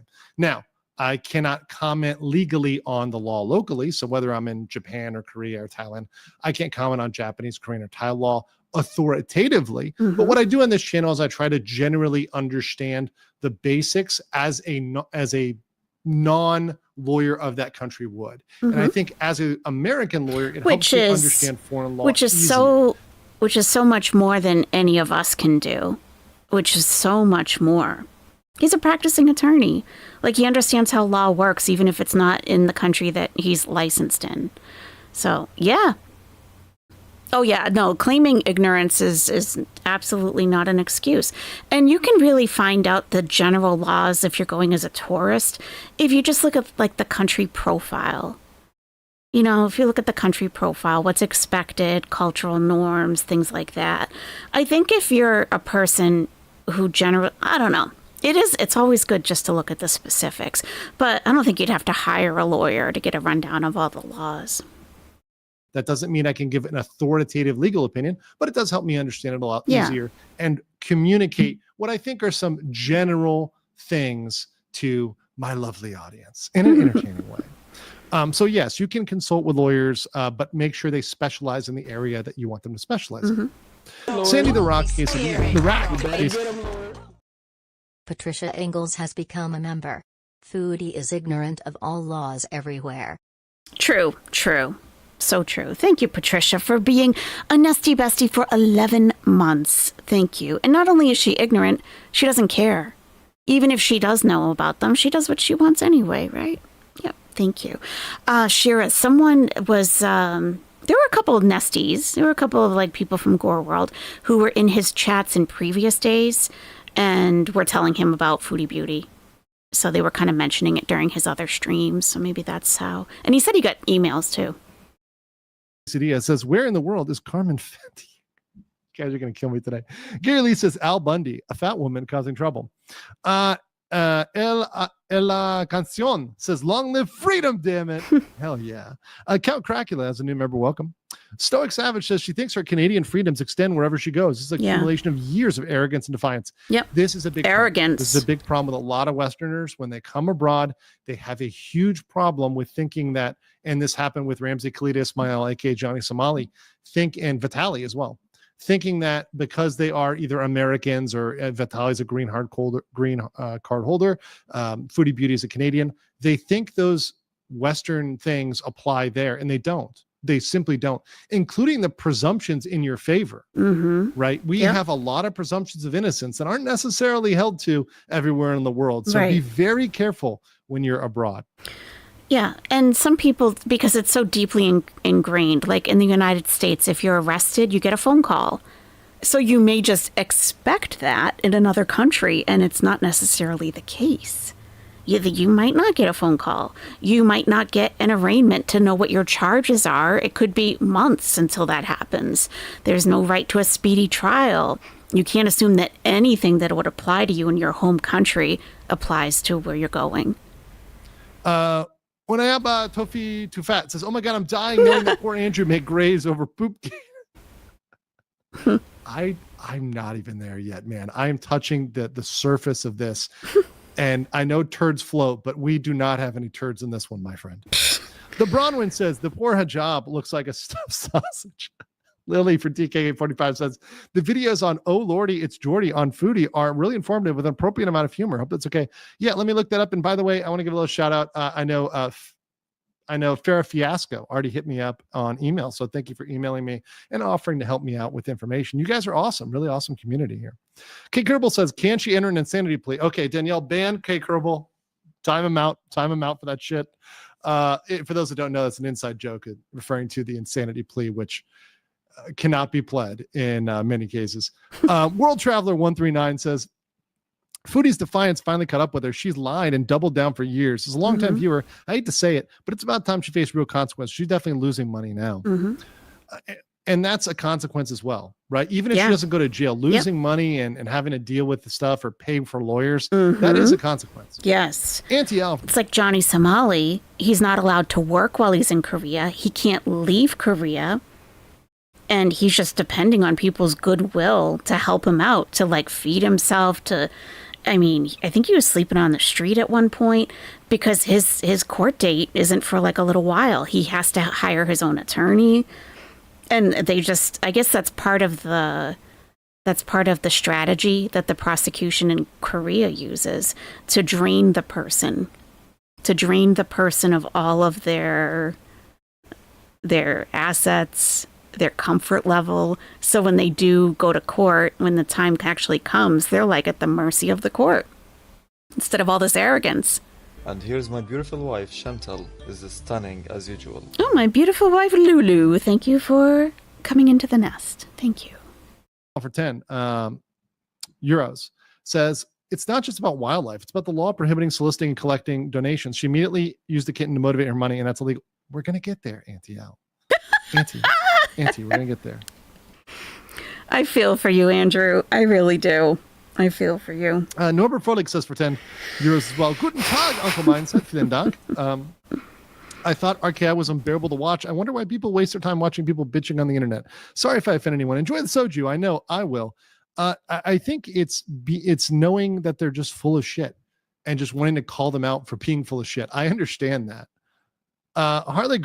Harley Gal 143, thank you, as a new member. What's the difference between the LSAT and the bar? The LSAT is what you take before you become a lawyer. It's what allows you to get into law school. The bar you only can take once you've successfully graduated from law school, and that's what makes you a lawyer.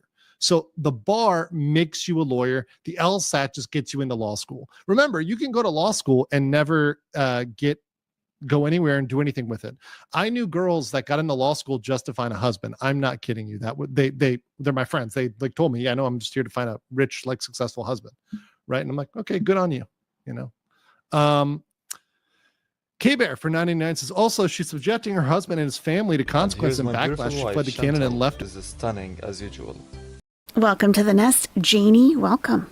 In there to face all that. She's disgusting. Her husband is not a citizen of Kuwait either. That's an important fact. That's a very important fact, because if he is not a citizen of Kuwait, there's a lot of rights he may not have in their system. There's something called standing, which is ability to come before the court. And also in terms of your defensive rights.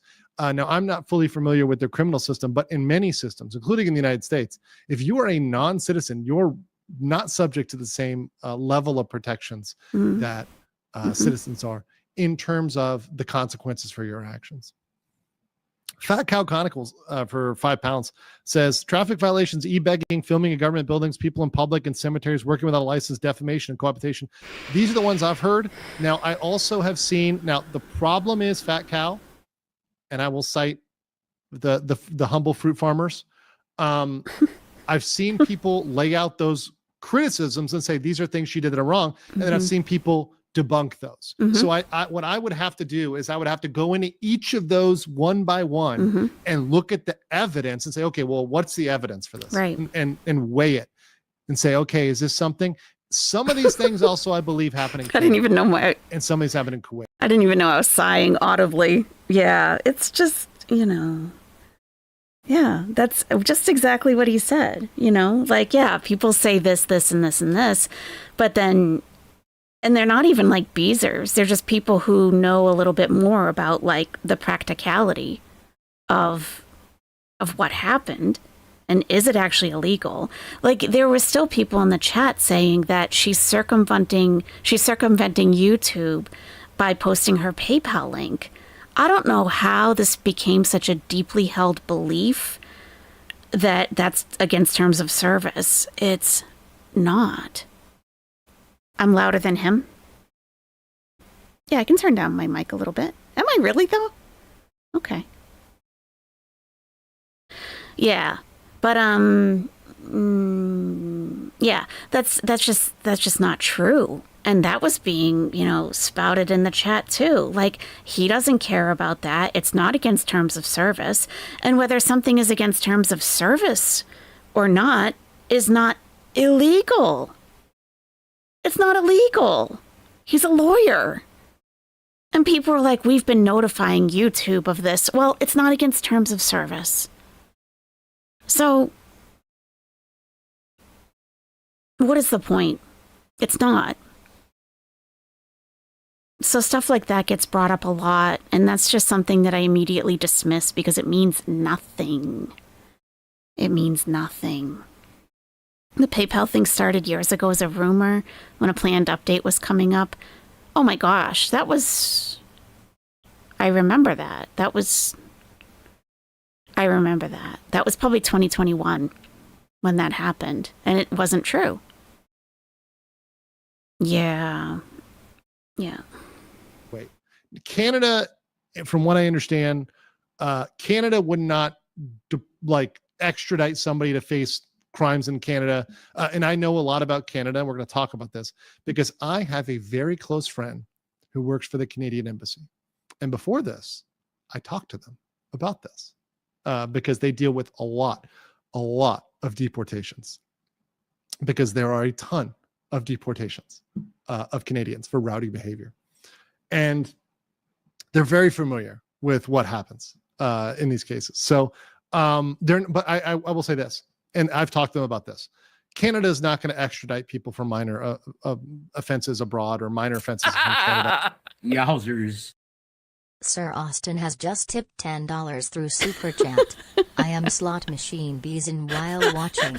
I just won. Fantastic. Congratulations, Sir Austin. Slot machine Beeson while in the nest. That's awesome. Congratulations. I hope you got enough. Fantastic. So let's say you had, I'm just going to give an example.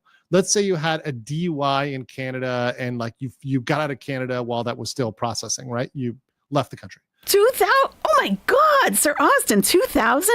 Listen, gambling is illegal in Islam, but if you want to hit me up with a link, see, okay, I can say yes, this is forbidden in Islam. It doesn't mean that I haven't pulled a handle on a slot machine once in a while. Okay.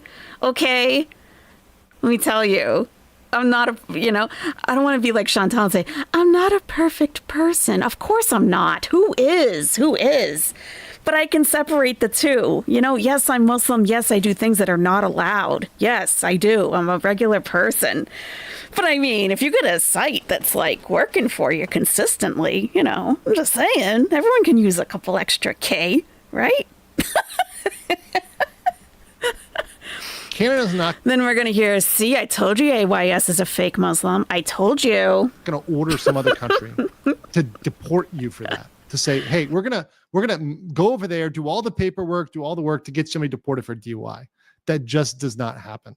It tends to be a more serious offense.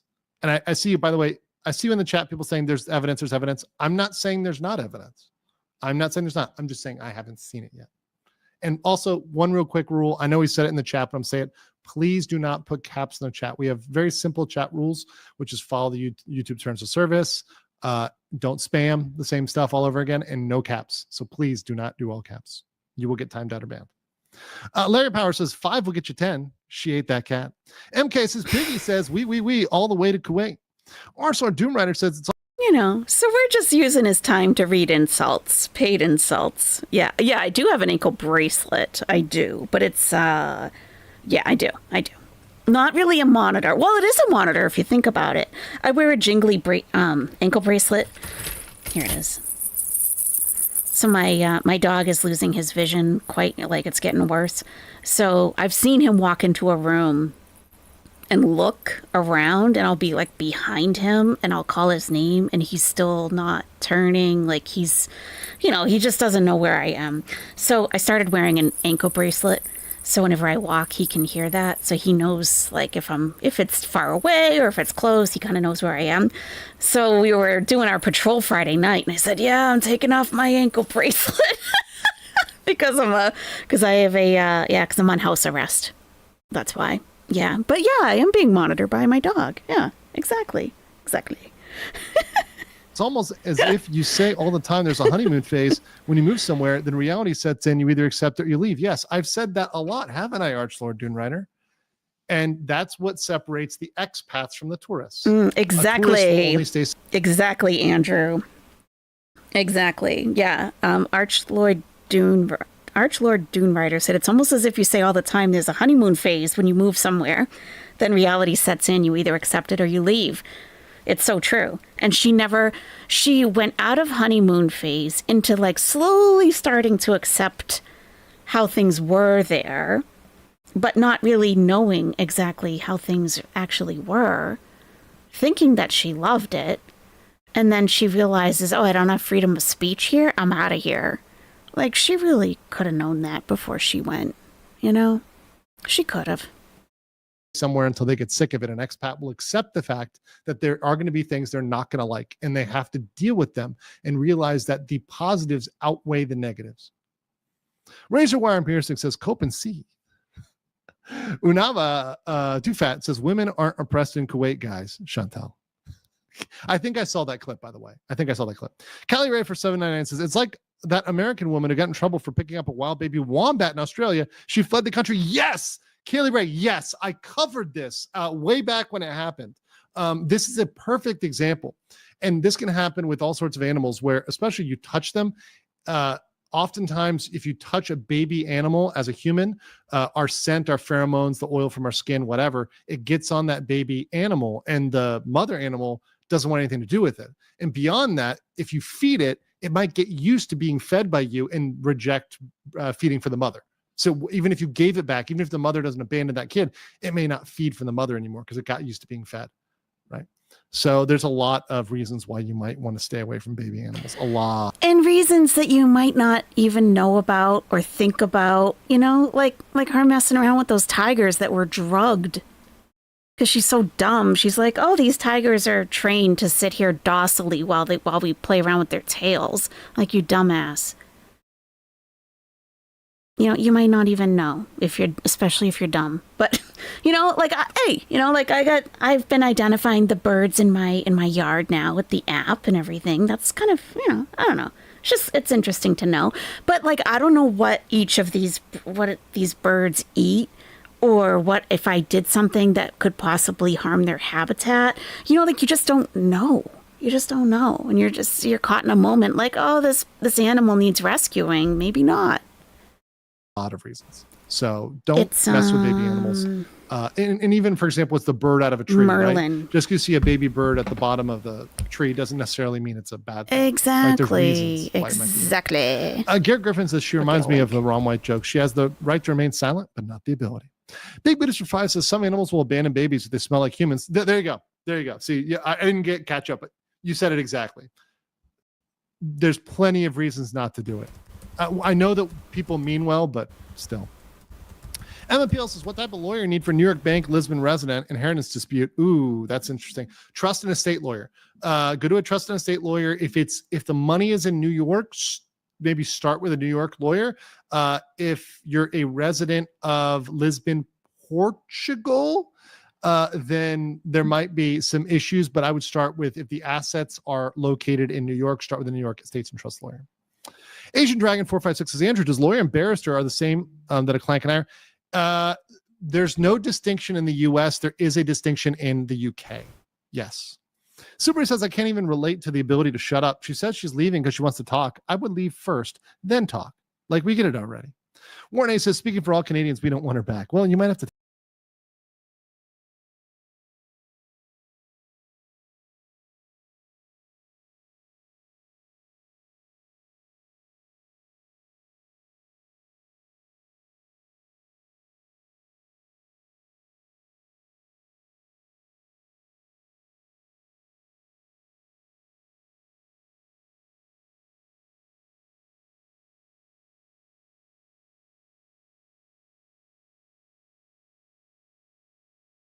Oh my God, are you kidding me? Okay, now I'm embarrassed.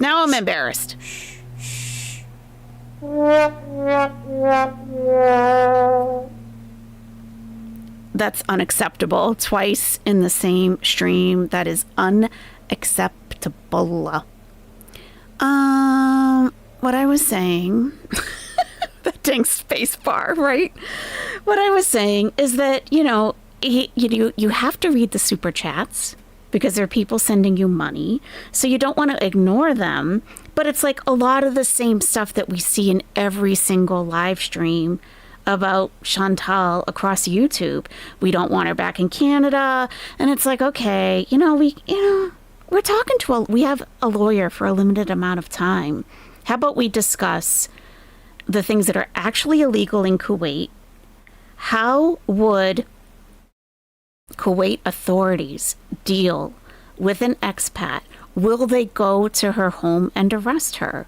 Will they wait for her to try to leave at the airport to apprehend her? Like, how is this usually done in foreign countries? Like, we didn't find any of that out. What we have this complaint, this legal complaint from the lawyer for Pause, but she hasn't been criminally charged yet. We don't have the charges. In Kuwait, can we look at the charges? I don't see that we can. They don't appear to be publicly available. I wouldn't expect them to be, but I am checking the crime page of Times Kuwait daily, and because I just expect her to see her on there one day. Oh my God, that'll be great. But it's like, well, how is this actually going to play out? Potentially, I don't know why he doesn't allow caps in his chat, but I know why some creators don't allow caps. I know Emily D. Baker doesn't allow caps. It's because she is neurodivergent and she actually wears special glasses, but it can be hard for a person to read the chat at all if there's a wall of block text that's caps. He has his own reasons. I don't know what they are. But I mean, there several times the chat had to be told. It's just like, oh my God, it was embarrassing. It was embarrassing. Like, just respect the rules of the chat. And if you have to type in caps and he forbids it, then I guess you're not typing. Like, that's just fault. We're a guest in anyone else's channel at any time. Just follow the rules. Smeardrop says, yep, you're exactly right. I'm glad I didn't watch when this was live earlier. Just wait. If you go back, right, and watch the live chat with the replay, because I'm probably going to do that later. But I don't want to, because these are people that I chat with daily and that I'm, so I don't want to embarrass anybody on a stream. But yeah, it got obnoxious at some points, And some people were like, someone said, what if we have a special need? Well, okay, but that's his rule. So, they have 5,000 people chatting. They can't keep track of this person who has one special need. It's just... It is difficult. I feel like we really could have gotten a lot more out of this. How do they get arrested? Where do they get arrested? How does that happen? What's the process? Do they get taken in? Will she be able to contact a lawyer? Can she call home? How long will she be held before her charges are read to her? Like an arraignment type of thing? Is there something like that? Do they tell you right up front? The process. Like, if this is going to happen, how is it going to happen? People were asking him, do you think she's in Kuwait or Canada? He doesn't know. He doesn't watch her. He doesn't know. We don't need to send him cameos and have him try to investigate where she is. It doesn't matter where she is. But if she is in Kuwait, and if she is going to be arrested, how's that going to go down? And if she is charged with this certain crime, how is that going to go down? Is there going to be a trial? Should she consider pleading guilty? Would it be easier for her in Kuwait? He obviously can't give legal advice. But those are the kinds of questions I would have. But sometimes it's like, yeah, we don't want her back in Canada. A ton of fat jokes. Like, he's a lawyer. Take her back. Justice Sub said she knew about that, but she had done it so many times before and not received consequences. I'm going to read a couple more and then we're going to go here because there's a lot. So we'll read 3. Let's see here. Where Schneffer says, Girl World and legal commentary Venn diagram and legal mindset in the middle. Yeah, boy. Platy said, imagine a female Ethan Ralph with an addiction to food instead of alcohol. Now that's an image I didn't need in my head. Ruthie for 499 says, Foodie lied in the police reports. Even freedom of speech can't keep her out of trouble. Now this is a big one. So Ruthie, if this is true, in almost every jurisdiction, That is a big one. Now, I'm not sure. Now, hold on. I'm not sure. And y'all are going to need to fill me in if this happened in Canada or in Kuwait. But if this happened in Canada, she could have some serious consequences. That's very true. That's very true. Okay, 2 more, and we're going to continue. We're going to get back into what happened in Kuwait and why I think it's a problem. Ruthie says, Foodie lied in the police reports. Even freedom of speech can't keep her out of trouble. And Sarah Lee says, I've been watching since Depp in Korea. Awesome. And started watching Girl World maybe a year later. It's the crossover I never knew I needed. Yeah, I'm seeing some of you. Like, I know Secret Squirrel, I think, was around for the Depp stuff as well. And I know that there's different people have different audiences, right? Some of them have a different male-female split. Some of them have an older versus younger split. So it's very interesting that I get a crossover audience. But you're all welcome here. Just be polite in the chat, and we're all good. And then the last one here before I continue, my name is pronounced unable to flee too fat. You know? Yeah, I should have gotten that one. So, you know, guys, I acknowledge sometimes I'm not too bright. In fact, look, here's the thing. Fine. Listen, I'm going to be honest with you. I'm kind of retarded. So she talked about a mega stream where I go over all of her transgressions. That would be really a lot. I like to break it into chunks. So I typically like my streams to go between an hour and 2 hours. I will do a 3-hour stream if I'm really in the zone. Tomorrow's might be a 3-hour stream. We'll see. It's Somali related, so I'm really in on that one. This one I was planning anywhere between a 1 hour and 2 hours. So we're already at an hour and we're not done yet. So we're probably going for 2. Alfred Bach says, thank you for being part of Chantel's well-deserved karma. Especially appreciate you mentioning the harm of humans interfering with an animal's baby. Yeah, exactly. We should not think that we're, as humans, we have the hubris of being right always in terms of our interactions with nature. But let's continue with the presentation with my PP here. So here's what we have. We have proof here, proof positive, of Foodie Beauty soliciting a donation for saving the cat. So PayPal.me/Foodie Beauty, PayPal for Save the New Kitty. So she is clearly soliciting a donation. This is not like ambiguous. This is a straight donation. It's trade solicitation of a donation for the cat, right? And then going on, she also posted this post about saving animals and talking about rescue groups like Kitty Love Kuwait and engaging in solicitation through reference to these organizations. But this is Kitty Love Kuwait. And Atozi kept saying Kitty Love, Kitty. Where did Kitty Love even come from? Like,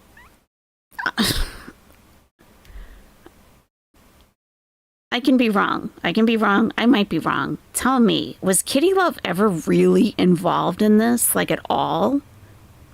At all? Because Atozi kept saying Kitty Love, Kitty Love, Kitty Love. Oh, she used it in her video. Oh. Is that to show that they were asking for donations or something? Did she say that she contacted Kitty Love? Chantal reached out to Kitty Love after Watcher. So not even Pause Kuwait. Huh. Yeah, Kitty Love made a statement too, saying she wasn't involved with them either. Kitty Love is another kitty rescue. Yeah, yep. Yeah, she reached out to both, Sansa. Okay, thank you. I'll have to go back and watch the videos again. Maybe we'll do a members only. I don't want to subject people to that. There's been a lot of retro reacts. I don't like to go back very often, but I feel like I missed this part of it, this Kitty Love part. Chantal mentioned them. Okay. Yeah, I missed this somehow. Yeah, Sansa has facts, definitely. And if you're fairly new to the community and you don't know who Sansa Cooks is, you better get yourself acquainted. She's got a channel where she looks into all of the macronutrients of Chantal and Hungry Fat Chick and ALR. I almost forgot her name, Amberlynn Reed. I made your new thing. Check out Sansa Cooks for nutrition, macros, travel, and spreadsheets. Yay! With some healthy foods. Yeah, Great channel, very soothing, calm voice. If you don't know her yet, check her out. However, and I do believe, there's the cat with the mother, right? Yes, but I do believe spreadsheets, yes. These organizations were unaffiliated with her. Unaffiliated to the point that they actually filed a complaint against her, right, in Kuwait. That they actually had a complaint filed against her this month on the 2nd. So this is an actual legal consequence. So to be fair, guys, seeing there was a complaint actually got me the most interested in this because there's an actual legal filing, right? So now it's not just drama anymore. You have a complaint. You have an actual thing filed against her, right? Right. It's objectively true. It's not drama. It's not anything. It's objectively true that she had a complaint filed against her. So I can say that, and it's just true. It's not defamatory.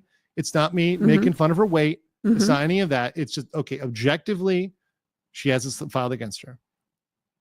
And the big thing was that the team Pause Kuwait came out and completely disowned her. And they were the ones, if you go back here, Pause Kuwait, that co-signed filing of this document. So they mention here when they talk about this, and I'll read this because I know the text is kind of hard to read.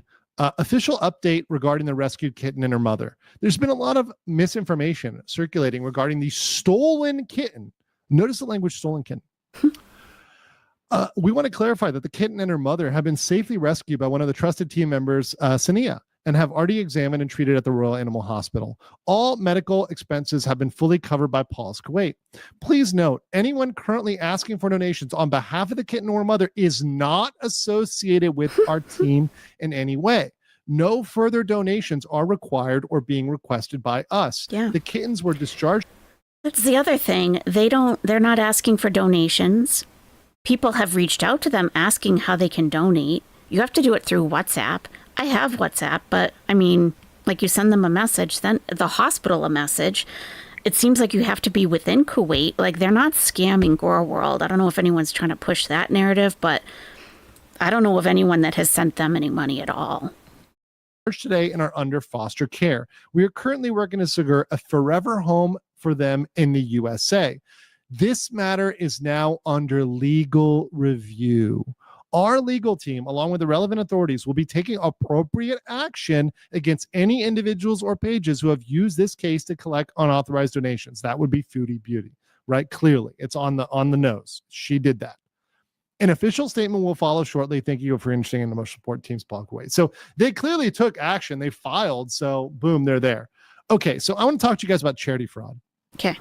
So in the West, in the West, charity fraud is something that, and this is for Canada, US generally. Once again, I'm an American lawyer and a Florida lawyer, but this is generally true in the West. Charity fraud involves some form of deception. So a fake charity, a misrepresented charity, impersonation, or diversion of funds, taking charity funds for personal use. It appears that Foodie Beauty, Chantal, maybe have hit bingo on this. In terms of what this is in the West, she did almost all of these things. So she actually said at one point, and this is something else, I didn't think I added this to the PowerPoint, but she actually said that she had her own charity. Like I saw the clip of the post where she was trying to say that she had a charity. First of all, charities have to register. They have to have a license, right? And that's a huge thing. Yes. You can't just create a charity and say, oh, but no, I have a charity now. Right. That's not how that works. No. So that's a fake charity. Misrepresenting. So misrepresenting that you are associated with the charity. She did that with Pause Kuwait. And you can put that in with impersonation if you want to. Either way. She pretended she was with some people she wasn't. But last, diversion of funds. So she took the funds. It looks like she took the funds and did not spend them and for the intended purpose. So there was... And this might be like a legal thing. Right. She did not claim to be part of a charity or to be a charity. Just don't send me a super chat. Just send it directly to my PayPal.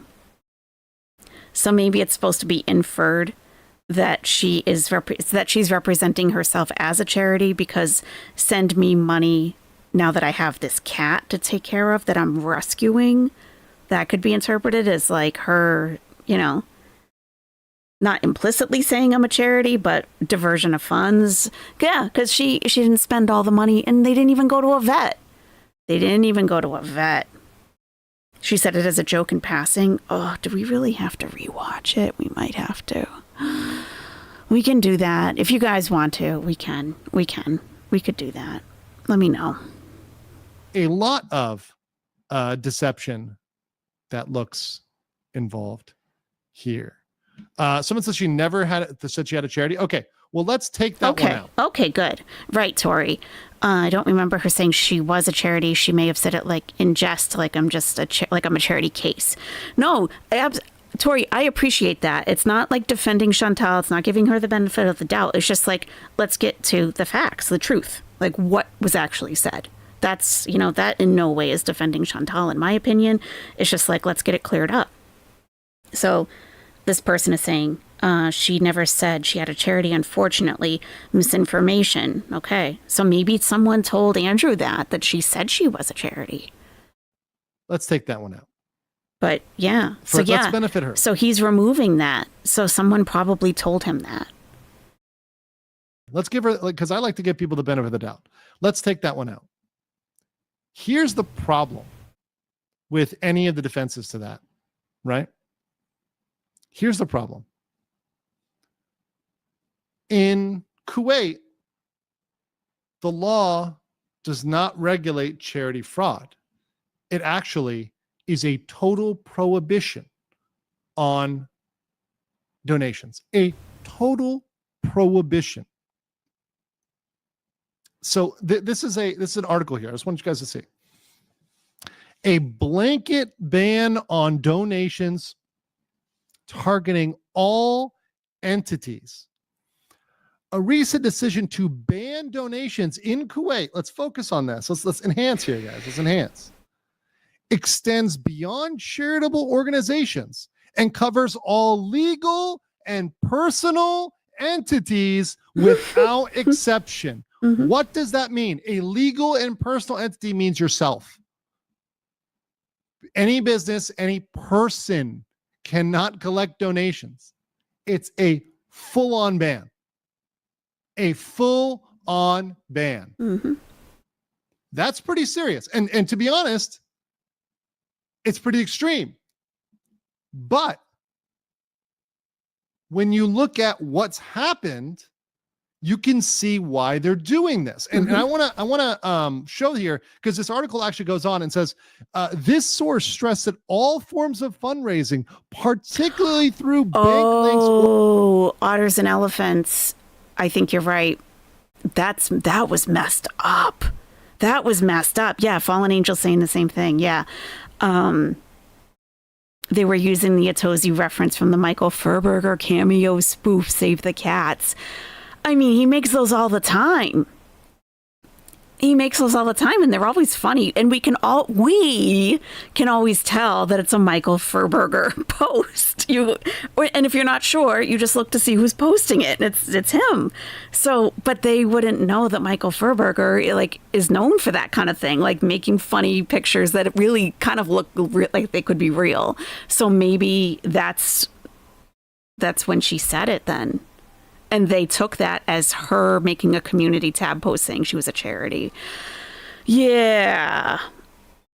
Oh, Misty Dawn, I totally agree with you. It sucks when you try to correct someone and show the facts only to be called a beezer. It's like, no, I'm fine. Yeah. Like, I totally get that. Yeah. It's not defending her and it's not even sticking up for her. It's like defending the truth. Like, people have constantly said they had the cat carrier in the car when they went there. And it's like, we watched it ourselves. And I went back and people have seen that clip over and over when she says, we have to go get the cage. We have to go get the cage. They drive to the apartment to get the cage. She's in the car. He goes up to get the cage. Yet people are still saying they brought the cat carrier with them. So, and that's not defending Chantal or Salah, in my opinion. That's just like, no, this is what happened. Yeah. or digital platforms like PayPal are under strict scrutiny, whether personal or corporate. Any individual or entity found in breach will face legal accountability, investigation, and referable to public prosecution for appropriate legal action. In recent developments, security forces arrested an imam for soliciting donations through WhatsApp. So, I appreciate not everyone knows how to say it. That's fine. Imam. But yeah, it's like the leader of the mosque. So it's a religious figure for sure, an imam. An imam was arrested. So, and we talked about this like last week or the week before, maybe. Security forces arrested an imam for soliciting donations through WhatsApp. And I mean, that could have been, I'm sure it was, for a very worthy cause. Like maybe there was a family, like maybe the husband died and the woman comes in with her 6 kids and they have nowhere to, they got evicted, and he puts out a thing to his WhatsApp contact list. I get those types of things all the time from people that I know or get forwarded to me from people that I know. Like if anyone can help, sometimes it's for medication, that kind of thing. And, only if you trust who's sending it to you. If it's a stranger, don't. But it could have been very valid, but because of Kuwait's new law about that, they arrested the imam. He didn't even get, he probably was not scamming, and they even arrested him. You think this violation will apply to all the PayPal she solicited for eating out? Cindy, that is a question I really would have loved to have posed to Andrew, because I have no idea. Because she was asking directly. She even posted a picture of the steak frite and the cost of it, asking people to send her money so she could go eat that. That was very specific. That wasn't just like, oh, if you want to support my channel, I want to go eat this and I can't afford it. If you send me the money, I'll go eat it and I'll film it. She's begging for groceries. So I don't know. It seems pretty simple to me, but that's why I really would love to hear his perspective as a lawyer. That's true too, Jamie. The new law went into effect May 10th. So anything before that wouldn't apply. Yeah. I think the second complaint with the flash drive covers her asking for money for food and not just the cat smear drop. Okay. Do you happen to know Smear Drop? Because Smear Drop would know. Smear Drop is my go-to person for what's happening with Pause Kuwait. That's why you don't really see me posting too much about it or talking about it too much, because I feel like if I haven't heard it from her, then it hasn't happened. Where are they exactly right now? Pause Kuwait's attorney and the public prosecution. Have they filed everything that they're going to? Are they still writing documents? Are they still looking for evidence? Whereabouts are we with that now that you know of? Before the kitten, she was collecting money to feed the cats. Yep. She had that bag of food that she made last for 6 months. My beautiful wife, Chantal, is stunning as usual. Wolf in Gray. I like that name. Welcome to the nest. Misty Dawn says, plus it only gives Chantal the ammunition she needs to discredit us. Exactly. When people make stuff up or spread information just for the sake of making her look worse, which is unnecessary. Are you in my head, Misty Dawn? That it's so frustrating because it's like you don't have to make things up. She's bad on her own. And yeah, it gives probably Chantal and the Beezers some satisfaction. Look how desperate the reaction channels are, making up out and out lies. And they just get perpetuated and they're not even true. At this time, they have filed everything and it's moving up the chain. It is apparently a lot more serious than even Pause thought. Okay. So here's the update as far as what Smear Drop has, and she's my go-to. I don't. Lord. Holy Spirit. You better get him, Lord. Avery's Jungle has become a member. Love being a part of this community. Me too. Thank you, Avery's Jungle. And thank you for being an Owlette for 3 months. Yeah, Smear Drop is my go-to. She's a reliable person. I've chatted with her briefly. She's, she's keeping her head on straight. Really, I have to say, mashallah. God bless you for having you've received a blessing, I feel, to deal with Gore World on Twitter with pause, truly. Because I'm sure people are just like inundating you and all of it, if you're on Twitter, you see it. So that is the last update that we have. At this time, they have filed everything. So they don't need any more documentation. They don't need any more evidence being sent in. They don't need their comments spammed on Instagram. And it's moving up the chain. It is apparently a lot more serious than even Pause thought. Okay.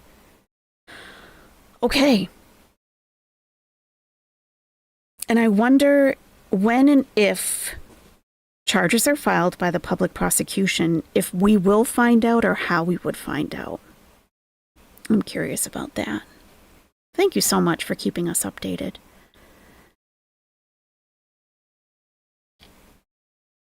Okay, thank you.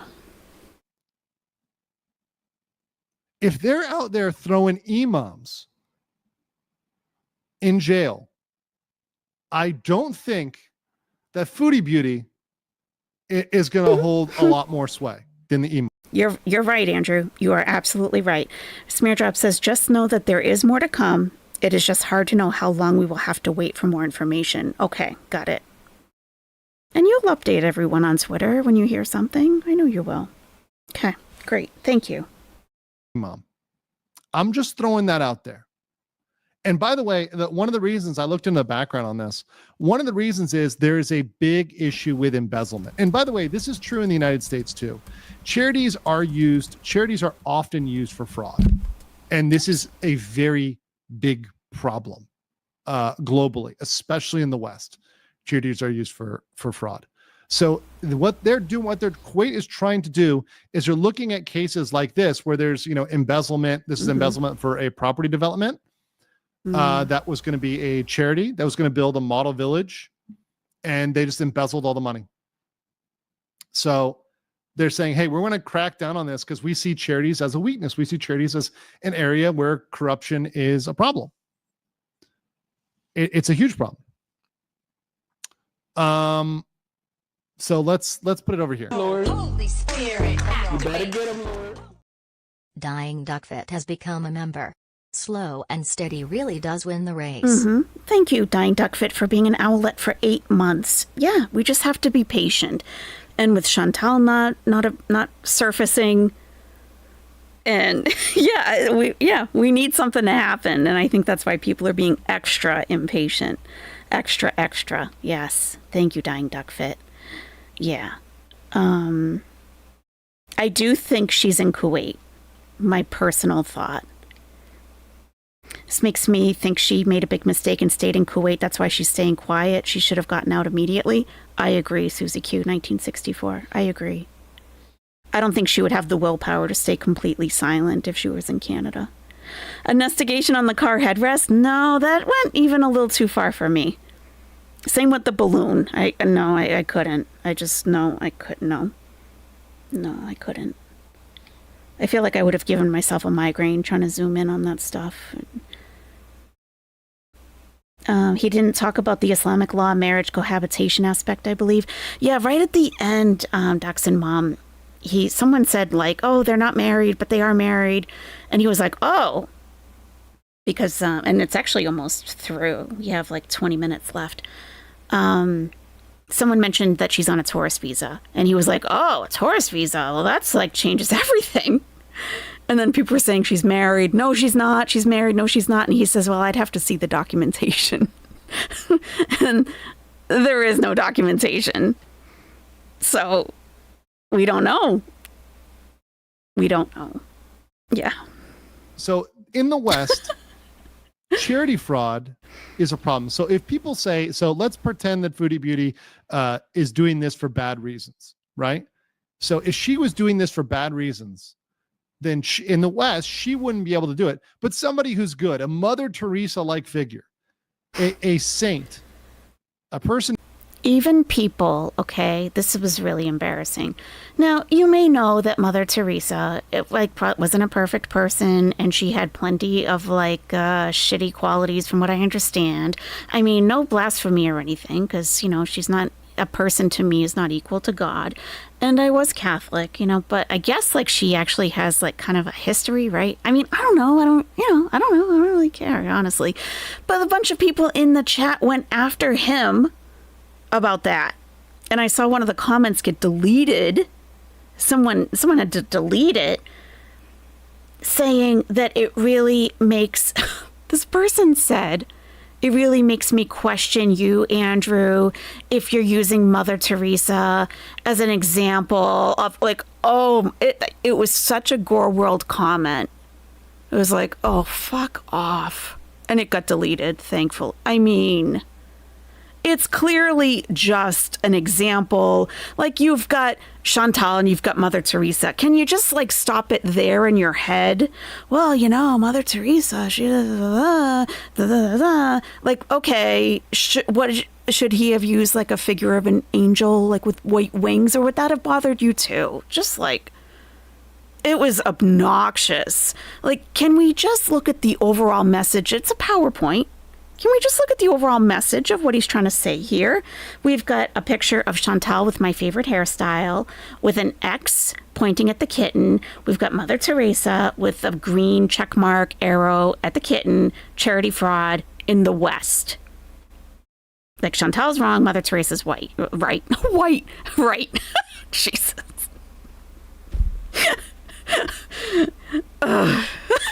Who's doing this for great reasons could do it in the West because they're not defrauding anybody. They're being awesome, right? The Mother Teresas are fine of the world, right? Yeah. The ones that are good in their. Why she gotta be white?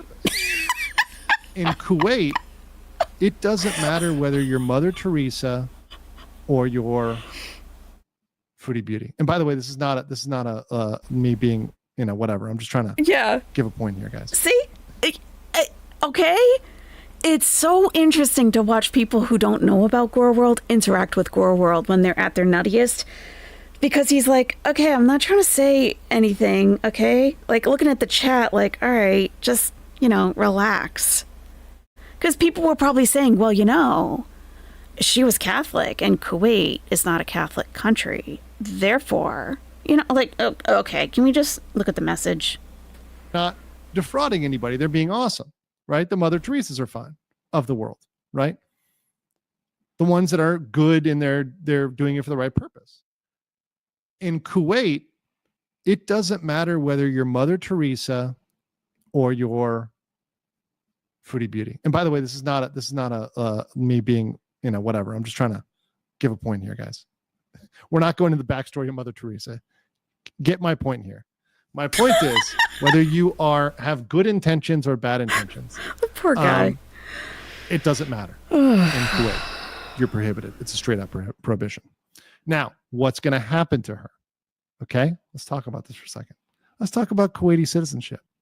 So, Kuwaiti citizenship is birthright. It's jus sanguinis, which is there's two types of birthright. That's like by the blood or by the presence in the country. There's by blood, and there's also naturalization. There's two ways to become a Kuwaiti citizen. Naturalization requires 20 years, a minimum of 20 years for non-Arabs, 15 for Arabs, of continuous legal residence. So unbroken. You have to be there continuously.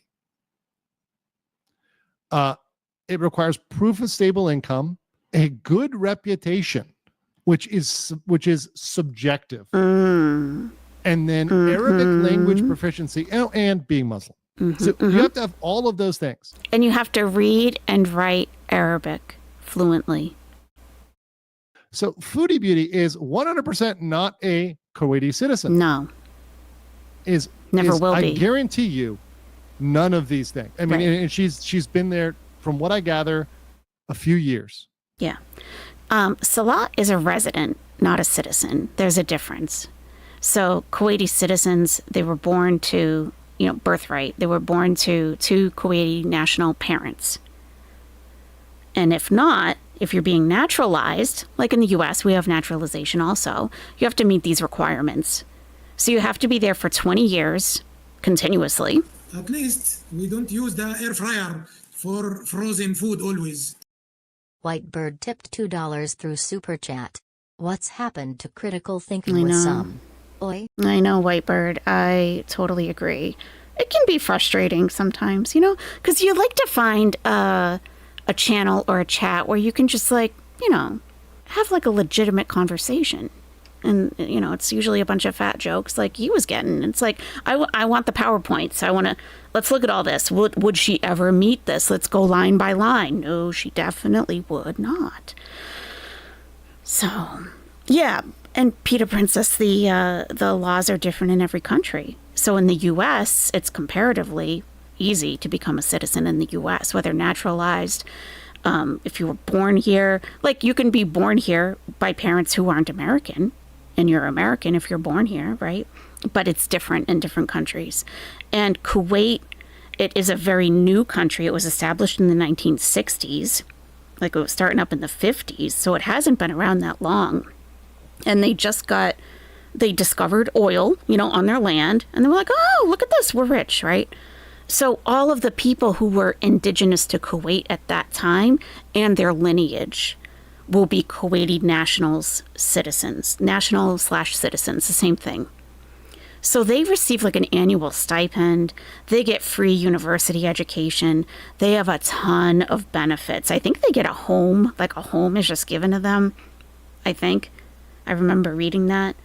So they don't just give that out to anybody, There's so few of them, and they have their wealth and they spread it amongst themselves. So to become naturalized, like, okay, you weren't born here, or your parents weren't Kuwaiti, you've got to live there for 20 years. You've got to have proof of stable income. Like, neither Salah nor Chantal have that even stable income. A good reputation, that's out the door with Chantal. I don't know about Salah, where he stands. Arabic language proficiency, that's something she would never in a million years. How are you in a foreign language country for 3 years nearly and only know menu items in Arabic? Or how to say thank you. I don't even think she knows how to say please or you're welcome. And being Muslim, she got that one crossed off pretty early. So that's why it's never going to happen. Is Salah's father a citizen? No, because he's Syrian. So a citizen is born there from Kuwaiti parents. A resident is everyone else. You can even be born there or you live there permanently and you're a resident. Nowhere near long enough to even think about qualifying for this. And by the way, it is a long time. And that's very typical in many Gulf state countries. They make naturalization very difficult. In fact, in some countries, it's impossible. It's only birthright. But yeah, this is hard to get, guys. This is not one. This is not one. And why does this matter? Because in my mind, and speaking to the person in the Canadian embassy, as a non-Kuwaiti citizen, and we talked about this in my nuisance stream, so everybody in my nuisance streamer stream is going to know what's happening right now. What is the most common thing that happens to any non-citizen when they misbehave abroad? Chat, I'm going to look at you right now in the chat. What chat? I'm paying attention to chat right now. We'll see who gets it. What is the most common thing that happens when you misbehave abroad and you're a non-citizen? So everyone got the answer to this. Everybody was typing deportation. Yes, deportation. We're not really discussing badoons, are we? I might have to block that word. I hope to God we're not.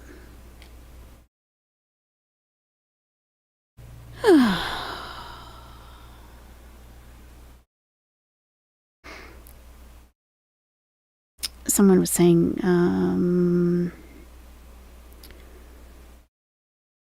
someone was just saying something about Salah being a refugee. I'm just trying to go back to find it.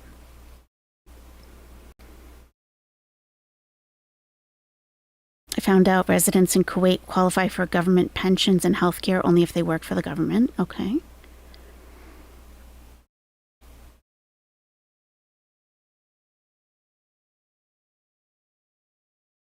So are both Chantal and Salah going to be deported? We don't know. We never got to that point in the conversation with Andrew, unfortunately, like at all. Is Salah's father a citizen? Oh, I already answered that. He would be a resident, never a citizen.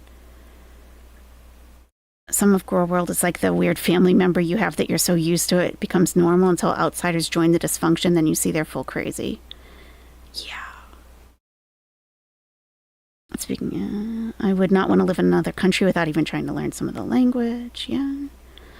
A lot of expats are the same. They stick with other expats and never learn the native language because they don't have to. Yep, I've known a lot of those types of people.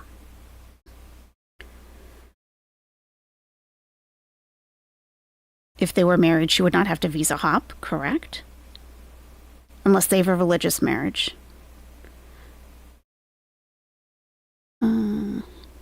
Could Salah's family be deported because of their association to Salah? I don't think so, but I don't know. I don't believe so. You keep seeing comments alleging Salah was a refugee. How do we know for sure he's not? Because he was born there.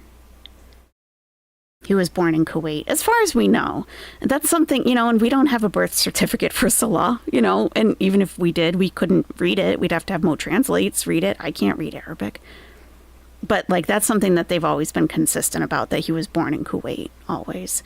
So he's not a refugee if he didn't leave a country to flee to another one. We know so little concretely about Salah's past. We're not even 100% on his age. That just breeds misinformation sometimes. Absolutely. Yep. Absolutely. What is religious versus legal marriage in Kuwait? I actually have a video in my description of every video called Misyar Marriage, and it's linked in the description.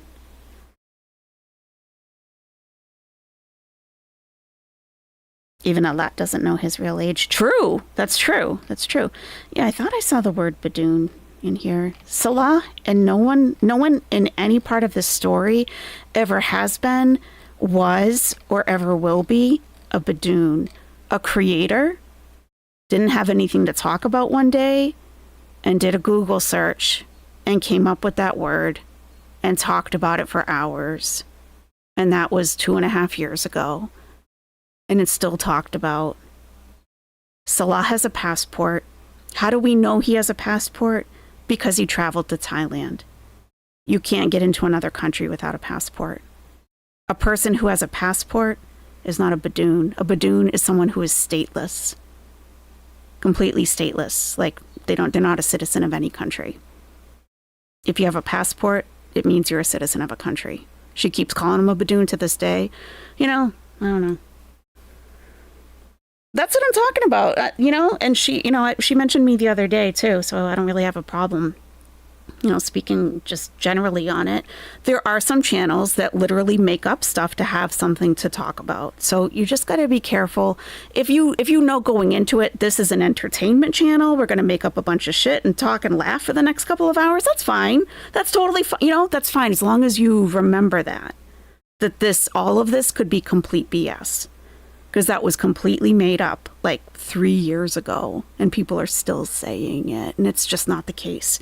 That is a class of people, a certain class of people that are going through a lot human rights wise. So to say that Salah is part of this group that really needs a lot of protection is so misleading. He has a passport. Yeah, they present everything as fact. So, Yeah, and Bedouin is different. Bedouin is a totally different thing. Bedouin is a person, it's a culture of living out as a nomad in the desert. Yeah, so, really, if you look up any kind of human rights watch, like they'll talk about the Badoons of Kuwait, and he's not one of them. He's just not, and he never was. It's so annoying. And it's like we talk about it from time to time, but then it'll come up again in chat like another month from now. Some people really don't care about information that they put out, talk about. They don't feel a sense of responsibility for anything. They just open their mouths and that's it. And you're not allowed to correct her. There you go. So that's great. Yes. Okay. She's doubling down on it too. Awesome. Boom. Doesn't surprise me. Josie was the first. Timo's in there. Sitlan's in there. Danielle, of course, is in there. Valeric, you guys got it. Yeah. Not death. That is the wrong answer. That is the wrong answer. Deportation. Yes, deportation, guys. And this is not, I know we talk about deportation a lot in America right now. This is not unique to America. Other countries deport people all the time. All the time. Very much deport people. And Kuwait is not shy to deport people. Kuwait has deported very controversial figures. And let me go forward here. As a non-citizen, you have no legal right to remain in that country. She is a non-citizen. She has no right to be in that country. Yep. Kuwait can remove her at any time if they find she violated laws or any form of undesirable behavior. Kuwait has deported protesters. They've deported controversial figures like writers and authors, people who make movies, right? They've deported plenty of people. They are not shy at deporting people. And her husband, who is a non-Kuwaiti, can also face the same things. All they have to do is say she is she or her husband or both of them are undesirable, and they can deport them. Well, yeah, we don't. And they don't have to give them a massive amount of due process, et cetera, et cetera. Right. These are not asylum seekers. There's not other categories here. These people would be. Okay, he's saying it himself. They're not asylum seekers. They're not running from a country that if they get sent back, they're going to be shot instantly off the plane. That happens in some countries. That's not the case that they're in. Kuwait is not obligated to keep either one of them. They're not citizens. Kicked out relatively swiftly if they choose to deport them. And speaking to my contact, who's very familiar with Canadians and misbehavior abroad, that is what they do.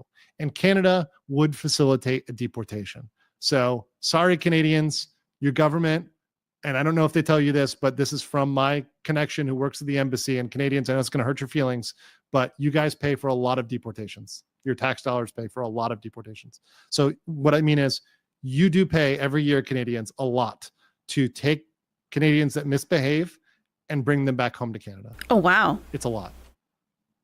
So they're paying for flights? Canada pays for flights to get their citizens home? Wow. So the U.S. won't do that. The most likely thing if they go through with this, and if this go through, not 7 years in jail or a year in jail. It is almost certain, 95% plus, that it'd be a deportation. Okay, let's repeat that because that bears repeating for sure. Okay. If a non-citizen, you have no absolute legal right to remain in a foreign country. Therefore, Kuwait would be justified to remove her or deport her if they found she violated their laws or engaged in any form of undesirable conduct. She doesn't have rights there. Kuwait has deported protesters and controversial figures like writers. So he says it is very unlikely that she will face any kind of jail time. The most likely scenario is that she'll be deported, and Canada may even pay for her flight. Misbehave and bring them back home to Canada. It's a lot. So that is the most likely thing if they go through with this, and if this go through. Not 7 years in jail or a year in jail. It is almost certain, 95% plus, that it'd be a deportation. 95% plus certainty that she would face deportation. I hate to say it. I hate to and be not honest. jail. I gotta be honest with you guys. She's not going to get 7 years in jail for it. That's one thing that I'm pretty sure of. Now, deportation is not fun either. And she could be in deportation lockup for a while. That's possible, right? So like they take you somewhere, they lock you up for a little bit, and then they figure out when to deport you. They could do that. Yeah. And they do have detention centers, pre-deportation detention centers in Kuwait. They have a men's one and a women's one. So she could go there for days or weeks or whatever while they wait for a flight, while they wait to process her to get her out of there. That's possible. But she's not going to hard labor for 7 years. That's not going to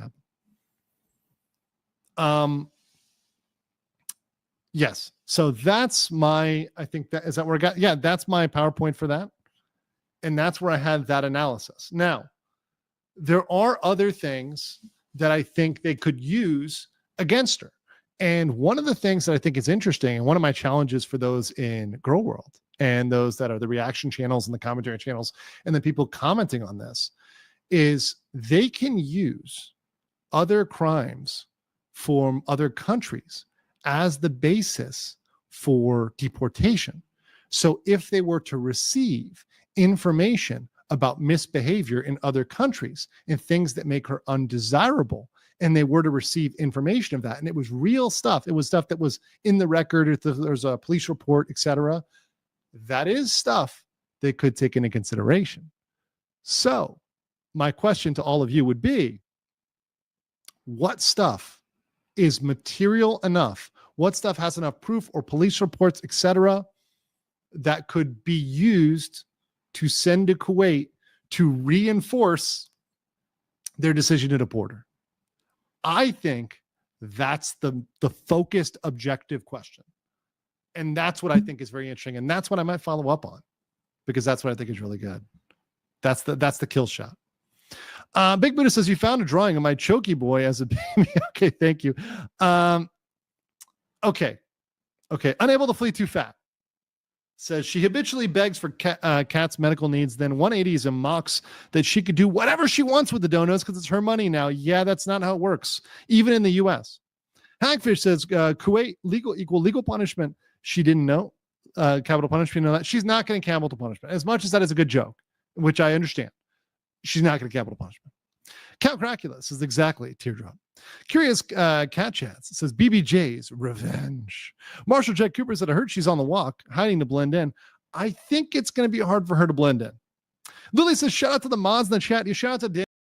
She's on the walk. I just got that. Instead of she's on the run, she's on the walk. Danielle, JP Ravenfire, great mods. These guys are great. They're just trying to help you. You know, they enforce the rules, but our rules are very simple. Courtcast is, our rules are very simple. Stop using capital letters. Be decent to one another. Oh my God. The caps were just... And people's messages were getting deleted. Like, how are you not getting the hint yet? Says Legal Mindset, do you have any more profound legal wisdom about Destiny versus Pixie? Been pretty silent lately. Dollar Store Legal W. No, I've commented on this before with Destiny and Pixie. They're going to settle, and everything they're doing is signaling to me they're going to settle at some point. It's not very exciting. It's not very like one side has a total own or there's a reveal that's killed Destiny. So I'm not trying to overblow that one. It really is kind of going to be a boring little needling until they settle. So that's the update on that. There's been no nuclear bombs in that case. I'm just being real with you, just being honest. And that's why I haven't covered it too much, because it's really just boring. It's not that crazy. Chloe 499 says, appreciate the perspective. As a law student, legal language isn't the easiest to understand. Thank you. That's what I try to do. What I try to do is take stuff that's confusing and make it simple. Now, of course, once again, I'm not a foreign lawyer, but I do try to understand that and communicate that to you in a very simple and entertaining way. I try to do my best. Hashtag free Julia. Katie Bird says, a new member, welcome. Alexis Orr for 499 says, it makes sense. Charitable giving is a pillar of Islam. Yes, it is. Bronwyn says, who is still giving her money? Honestly, who? I have no idea. I don't know. I mean, but then again, even for dedicated locals at the bottom of the tier on the farms, they still have some people that will pay them. The Ethan Ralphs of the world, the Nick Ricadas, they still have, even at the bottom of the barrel, they still have people that'll send. That's true. Yeah. Danny Wise says it's illegal for her to work on a tourist visa. I don't know what her visa status is now. Here we go. I don't know what the marital status there is, because usually if you're married, then you may have the ability to work. So for example, in Asia, if you're married, you are allowed to work and you're on a marriage visa. So I don't know if she's on a tourist visa, then probably not. But then again, there's a big gray area about streaming. So streaming is something that, streaming is something interesting, because streaming people sometimes don't consider work locally. So they don't tend to crack down on it. Yeah. She's not married? Okay. Fake married. Fake married. Okay, got it, guys. See, I didn't know about that. Yeah. I didn't know about the legal status. Once again, I haven't seen. And no one can explain it because we don't know. No one truly knows. The papers. Yeah, because he hasn't seen the papers. There are no papers. Like, this isn't even we'll never know. There's 100% something, 100%. Did I just say 100% twice? I think so. Shady, of course. At least we don't use the air fryer for frozen food always. Nancy Jennings tipped $2 through Super Chat. What would Foodie's new platform be? _WL. Thank you, Nancy. She could go to Kick. She could always go to Kick. They allow a lot of stuff over there. Yeah, she could. She could probably TikTok, though, huh? Because she's always on there. A misyar marriage is a religious type of marriage, and there's a civil marriage, which would enable her to get she would have some kind of benefits, like a civil ID card if they were civilly married. So I don't think that they are that, but they could have a religious marriage, which would enable them to live together legally.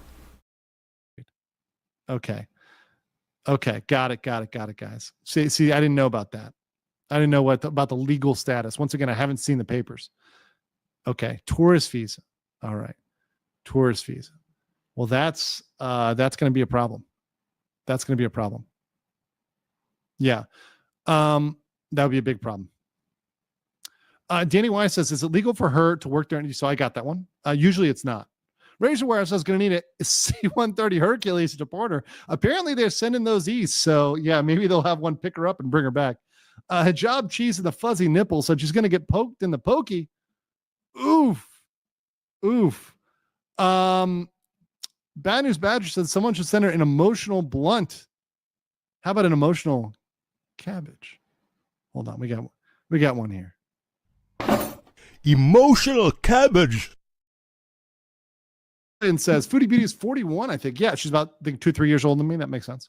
She has serious health issues. Not sure she'll make it to 50, and that's sad. Yeah, weight really does kill your body, and you really got, for yourself, you got to try to work on that. I mean, I myself try to drop weight right now just because I feel healthier, feel better. Puts a lot of tax on your back, a lot of stuff. Fair Fiasco, hey, so she gave a false alibi to a man accused of SA. That's bad. Toxic Bay says for $279, if she's deported, who pays travel costs to Canada? And Canada will pay. So what I'm saying is Canada will pay for her to go back. I know it sucks, but I'm here to tell you the truth. And Canada does this. If you have a problem with that, that's the politics of Canada. So take it up with Canada. That's for you Canadians to deal with. Eagle as a member. What's up? Alfred says mindset knows how to roast Foodie like a pro. I'm just stating facts here. Stating facts. The facts may burn though. Unable to flee too fat says so no Kuwait cabbage farms, sand dune farming, like sandworm farming. Fork Sniffers Anonymous says no physical labor like picking cabbage. No, not this time. Matt Davis says, oh my God, RK is having his best day ever because you're not talking about it. But wait until tomorrow. He's going to be shitting himself tomorrow. Oh, it's going to be real bad. I'll be watching. Real bad tomorrow.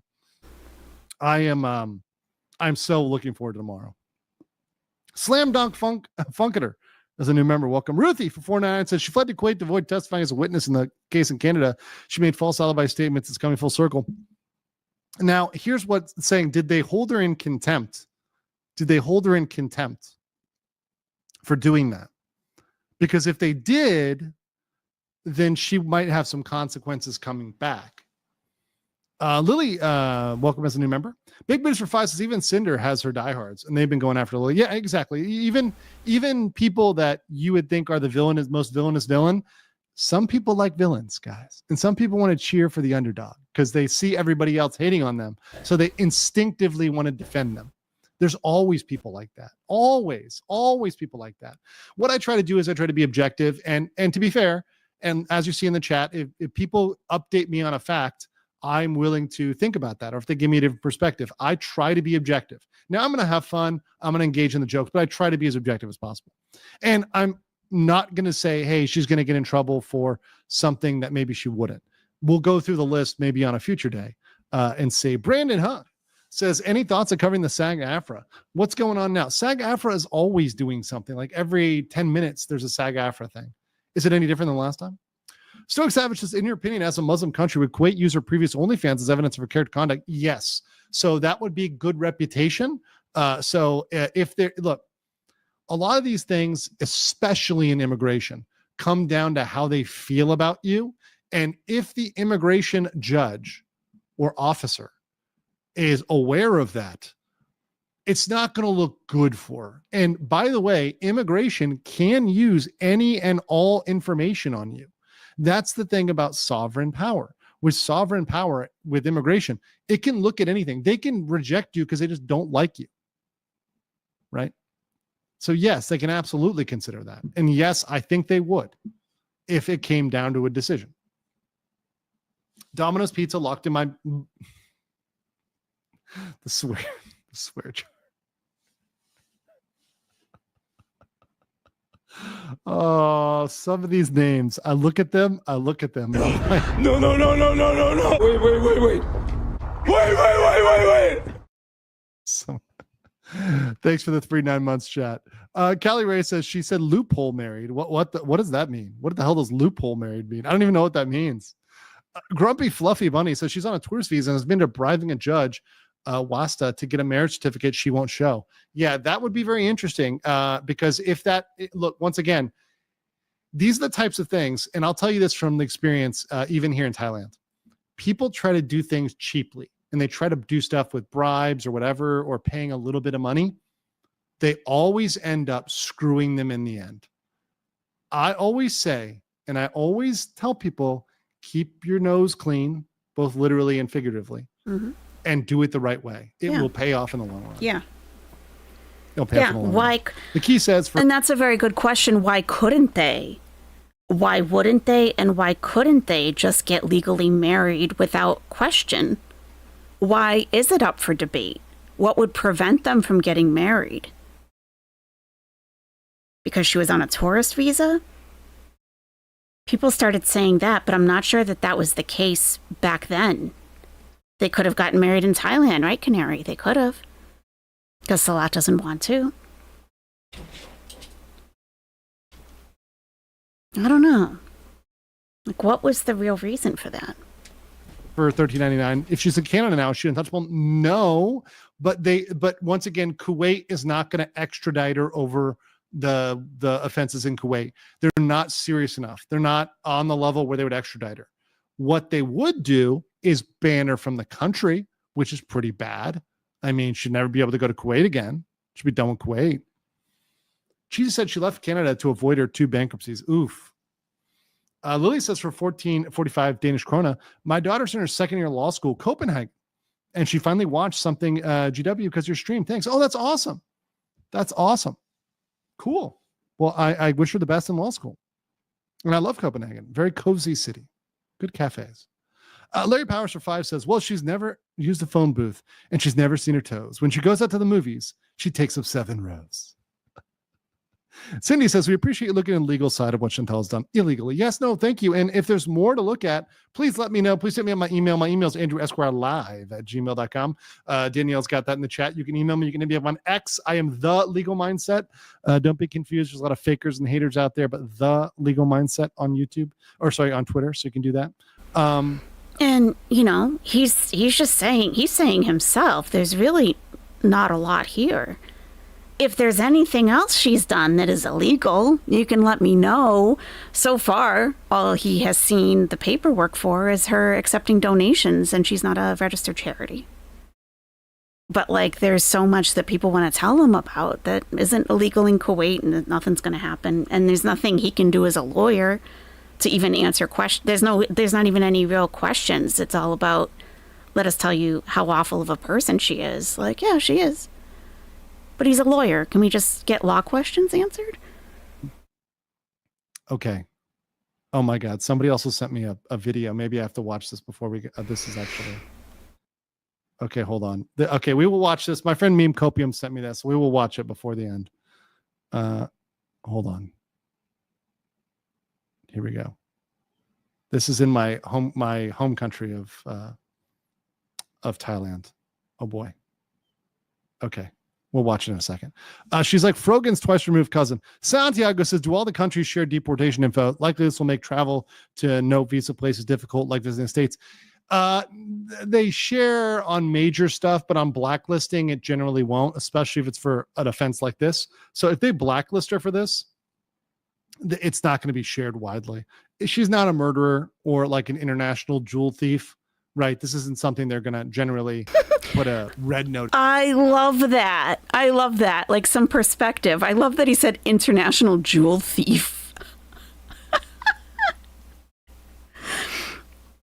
She accepted $70-ish for alleged care for a cat. She's not an international jewel thief. I love it. Something like that.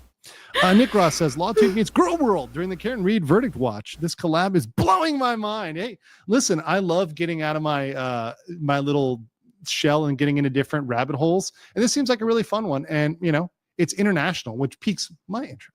You know, when things go international, Legal Mindset is like, I'm interested in that case. It's more fascinating because it's dealing with different legal systems which apply different metrics, and they may not analyze something like we do in the United States, which to me as an American lawyer is fascinating. The differences in how they handle things. Okay, thank you so much, Not Sarah Lee, for 50. Incredibly based. Hold on, we'll use a Rackets react here. And they're still fucking nerds. Baldo. Thank you for that. So she asked her YouTube chat for PayPal, PP, friends, and family under the guise of sponsoring her and avoids YouTube's cut, and also violates the terms of service for PayPal, most likely. So that's a PayPal thing that I think PayPal might want to know. YouTube is her job, but PayPal isn't. So is PayPal a donation? I think she thinks because she's a tourist live streaming, it's no different than TikTok e-beggars grifting their PP. Yeah, and this is the thing. Streaming abroad, you usually get away with it until you do something wrong. And this is something wrong. Secret Scroll said she recorded the oil fields, then posted it on her channel. She recently deleted it. There's a lot of things you're not supposed to record abroad. And when people record them, they get in trouble. I was at the DMZ in Korea. You cannot record that or take photos, and they will punish you. Misunderstood. So what's the penalty for lying and not being legally married in Kuwait? Well, I think the issue there would be a deportation, most likely. Once again, they're not going to throw her in jail for that, but they would, because she's falsified her papers. That would definitely be something that they would deport her for sure. Grumpy Fluffy Bunny says, if she sends you the Peeps bathtub video, don't watch it. Oh God. Sussex Bunny says, Scatgate. And Alfred Back says, let's have a moment of silence for Timbit, BBJ, Sam and Julie, and all the good Muslim people who will have to review FB's OnlyFans videos. Oof. Okay, so Meme Copium sent me this one, and it is in my home country of Thailand, and it is her trying to get into a boat. And I just want to play this little clip because Meme Copium, my good friend, suggested it, and he is, of course, a gentleman and a scholar on both of his channels. So let's play this.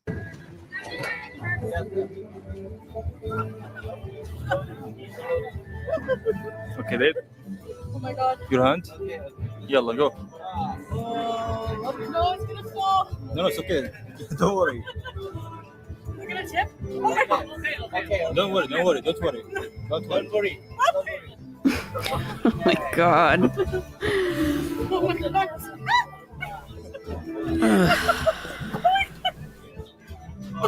Photo.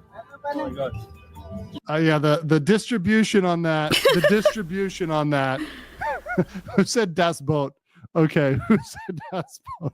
The weight distribution on that, it's not going to be good. I feel really bad for that long-tail boat. That engine is going to need to be replaced. That said, guys, Listen, this has been an awesome episode. Hold on, let me read this one. Moonbeam Swine says she doesn't read or speak Arabic, only knows what the husband tells her. She spent the last few years being willingly clueless. You have a duty to learn. Yes. If you don't know the language, you still have to learn. When I lived in Korea, I was still subject to Korean laws, even if I don't speak fluent Korean. Same thing for Japan, Thailand, Philippines, anywhere else in the world where I've been. I know I'm responsible to follow the local laws. And I ask if there's a relevant law. I ask. There's no excuse. Right. Snack says, did she steal a kitten? Hi from Scotland. Go back and watch the rest, because right now we're just dealing with the foodie fans that are certainly going to be watching this and coping and seething. Yeah. But I hope you guys enjoyed it. Oh, did you catch that? Not Chantal coping and seething. The foodie fans. Is he talking to us? I'll see you guys on the next one. You are coping, seething. Okay. I wonder. Wow. Yeah.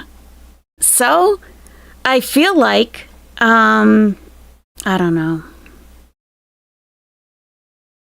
People do get awfully excited when a new person comes to observe what's happening, to tell them everything all at once, but yeah, hopefully if he does do another video, we can be a little more focused in our questions, maybe. Do you guys want to see Anime Sucks' recent video? I have that. We could watch that. What's this? Kuwait. Oh, that's interesting. Well, that doesn't make sense. Oh, so there's missiles going over Kuwait. The Kuwaiti army says there's no threat, don't worry. Let me bring up this. This is interesting. The Kuwaiti's army's like, don't worry about it. Don't worry, we got you. Nothing to see here. Nothing at all to see here. Imagine she looks out her window over the Gulf and she sees missiles coming. She's like, Salah! How's the Hardee's delivery supposed to get here if there's missiles?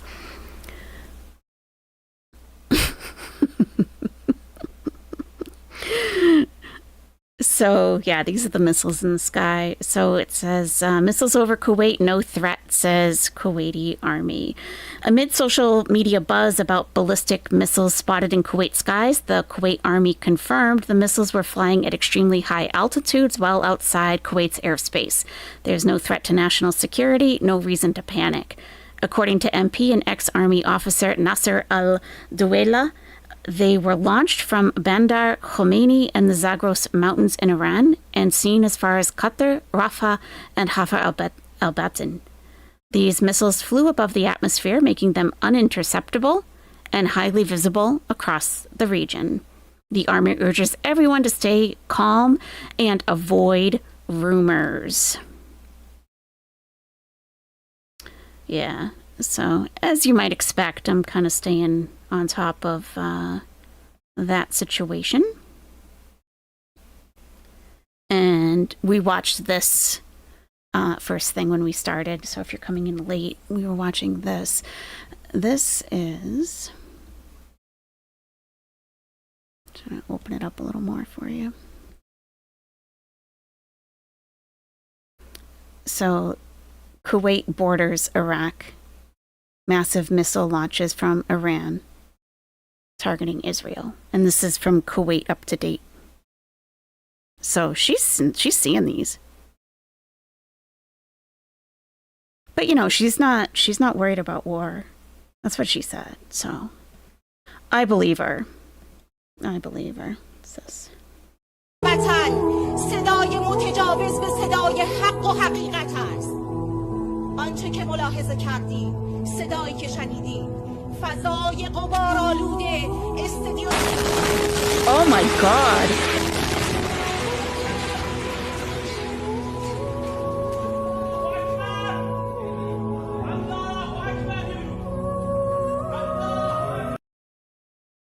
Wow, I wasn't expecting that. I was about to switch off because I'm like, oh, we're not going to understand what she's saying. So that was I don't think I had the caption up on the screen. That was like a news station that got bombed as she was on TV, I guess.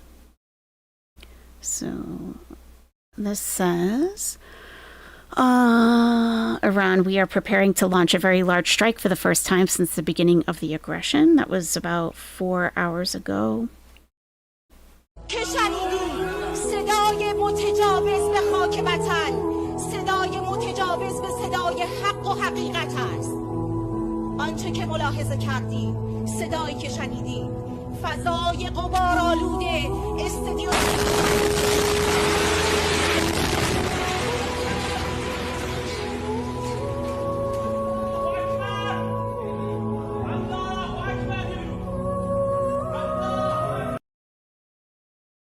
Yeah, so.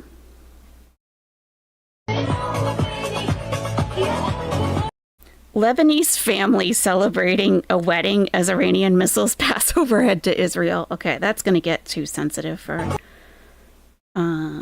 most. So 52 degrees Fahrenheit.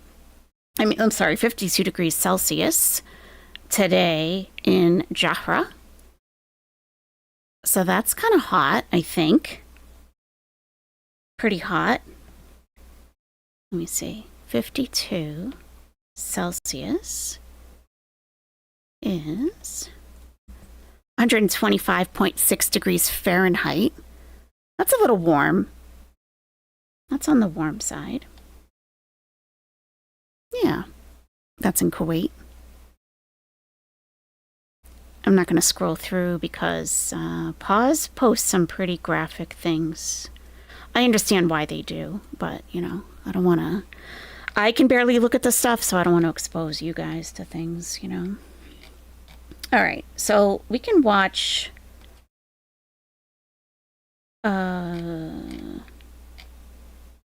yeah, we can watch, what's his name? Anime Sucks videos. We can watch that. I get those. Oh my god. Did we get a verdict?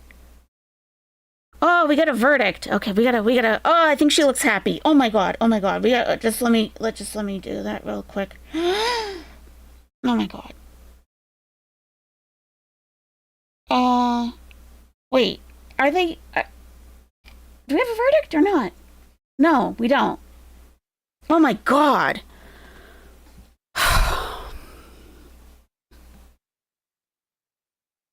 Too many misleading thumbnails. I was like, oh my god. Is it done? Okay, all right. Let's watch Anime Sucks. So if you don't know who Karen Reed is, it's a very interesting case happening in the Commonwealth of Massachusetts. She is being tried for the second time. She is... Oh, why is the volume coming back on? And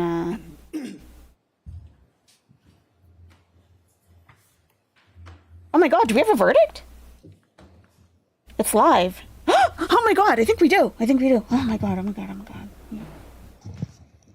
Oh my god.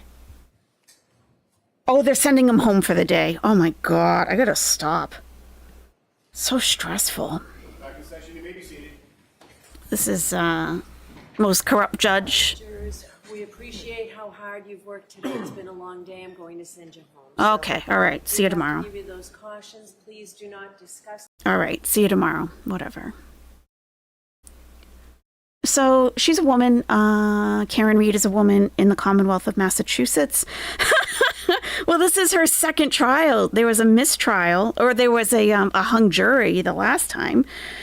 And she is being framed by Canton Police Department in Massachusetts and for killing her police officer boyfriend, in a nutshell. But she's absolutely being framed 100%.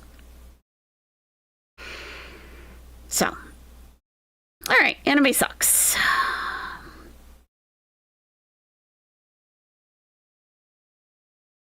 Hello, everyone. Oh, hello. All right. So Anime Sucks, if you don't know who Anime Sucks is, I think we might have some newish people to the community. And if you're one of them, welcome. Don't let the... Oops. Oh, no. Don't let the old school girls discourage you. You are just as welcome here as anybody else. Some get kind of protective of weird stuff over here. So don't let it discourage you. Just figure out where you're comfortable, you know? Try different places, try different channels, you know? All right. Anime Sucks. Anime Sucks sent Chantal a lot of money over time. Lots and lots of money. And he kind of stopped, right? He was cucking Salah for the most part because Salah wanted to block him, but he was sending her hundreds of dollars, a lot, all the time. And come to find out, he suddenly became broke, like no money at all. And people were in Chantal's chat saying, can you give him some of his money back? she just laughed. So he gave too much. Now, Anime Sucks. Also, he's a well-known troll in general. I remembered him from Nicholas Rekieta, because Nick Rekieta was on Locals before he came back to YouTube. Like, you know, after whatever. It's a whole story. But he used to troll Nick Rekieta also. And then he moved over to Chantal. Now he's back with Nick Rekieta. But apparently he had some kind of altercation with his mother. And his mother has a restraining order on him, out on him. So this is him. This was June 6th. No. June 16th? No. Oh, June 6th. And then I have a more recent one after this, but this is so you can get some of the history. Hello, everyone. Yeah, I am now guilty of this violation. The immediate result of this is that I lose my notary public license. That really sucks. What I care way more about, though, is the fact that I was given a lot of money by people, and right now I have nothing to show for it. I'm sorry. Of course I'm appealing this. Regardless of the time it takes to file the appeal, there's immediate fallout from this. I lose the notary public commission. Simple as. Like, it's gone. I have to turn that in as soon as possible, and then not only that, but just now having a criminal record, your word is just less valuable. I'm absolutely going to live in denial of that because, I contest the events of what happened that day. I firmly believe that my representation could have been stronger. There was indeed information that I presented that I pointed out that I actually thought was material, but it was a constant cycle of presenting it to my public defender, and it being brushed aside. Very unhappy with that. Very unhappy with the decision here. And of course, there was indeed an instance where I did secure a witness who was going to testify, corroborating my side of the story, piecing together parts. The main allegation really was, how was the restraining order violated? The prosecution alleges that I waited for police to leave. I broke back in, decided to have milk and cookies, something stupid. And I know it's rich for me to say that because, now I'm guilty of that, so maybe I am that stupid, but, you gotta believe me when I say I'm not. And no, it was a lot more reasonable than that. Really what it was is I asked the police, can I get more property? And I'm told, no, you're actually under arrest now. And, the main contestation is, did I go back when police were still there or not? I maintain that I went back when police were still there. Didn't need to cooperate. I needed tools that were in there that would have, at the time, prior to any arrest, help me really cooperate and really contest the restraining order itself a lot quicker. But I was found guilty of the criminal case, and the reason why I'm making this video is because people gave me $780, I think is the value at the time of making this. After pulling out, $750, enough for rent. I owe you guys an apology. I let you down. I let you down hard. Prior to things falling apart for this case, I thought I would win. I'm sorry. because I lost. I am, of course, appealing this, and I am going to fight with 1,100% on the civil case, because the civil case, even though it's for the same incident, more or less regarding the same thing, it's not specifically.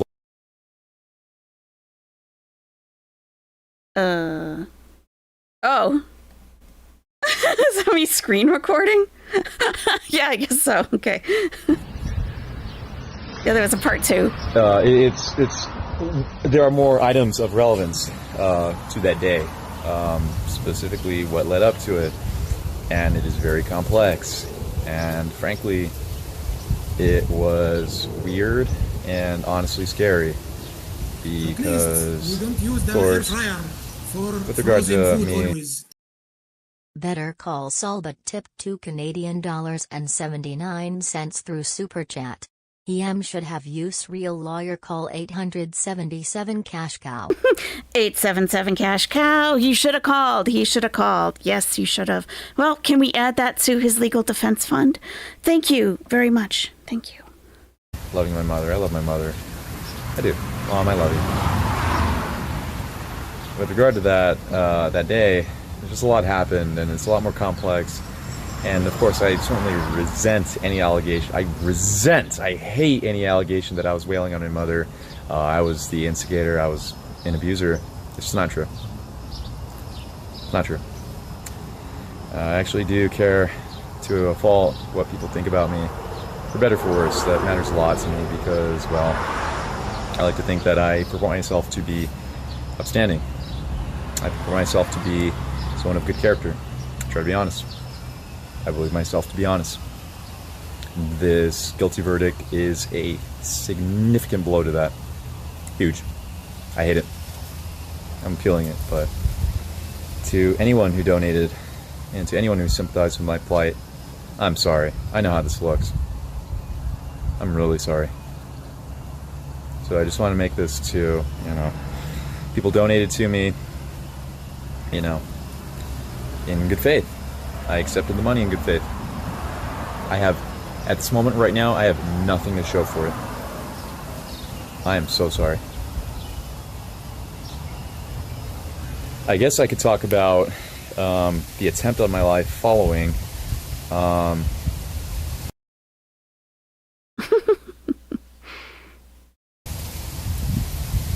mean, that's its own thing.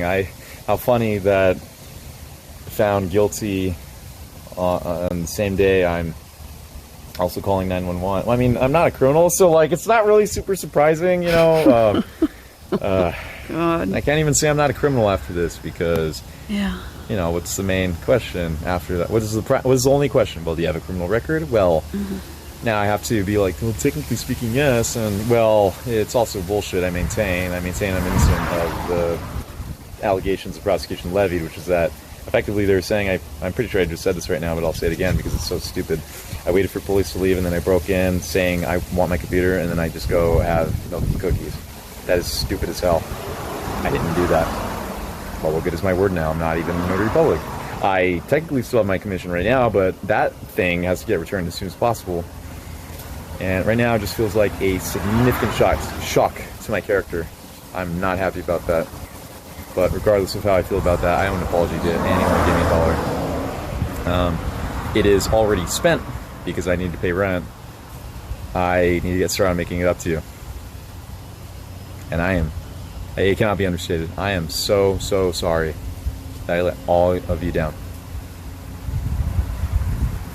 Things just fell through. And I don't know what I could have done better. I don't think I did kind of amazing. I just did. It just didn't work out. But regardless, I'm sorry. Okay. All right. So that's the first one. That was June 6th. That's Anime Sucks. The Anime Sucks. The Anime Sucks. And there's a more recent one with an update.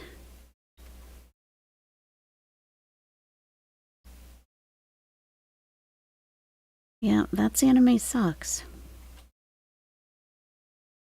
You get a picture of what you think someone might look like. I don't know if that fits your image of what you thought he might look like, but that's what he looks like.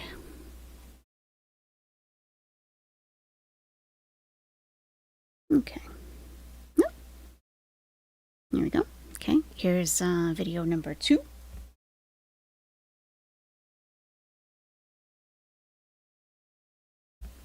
Yeah, and that's exactly how he's filming. I don't have anything below that in frame.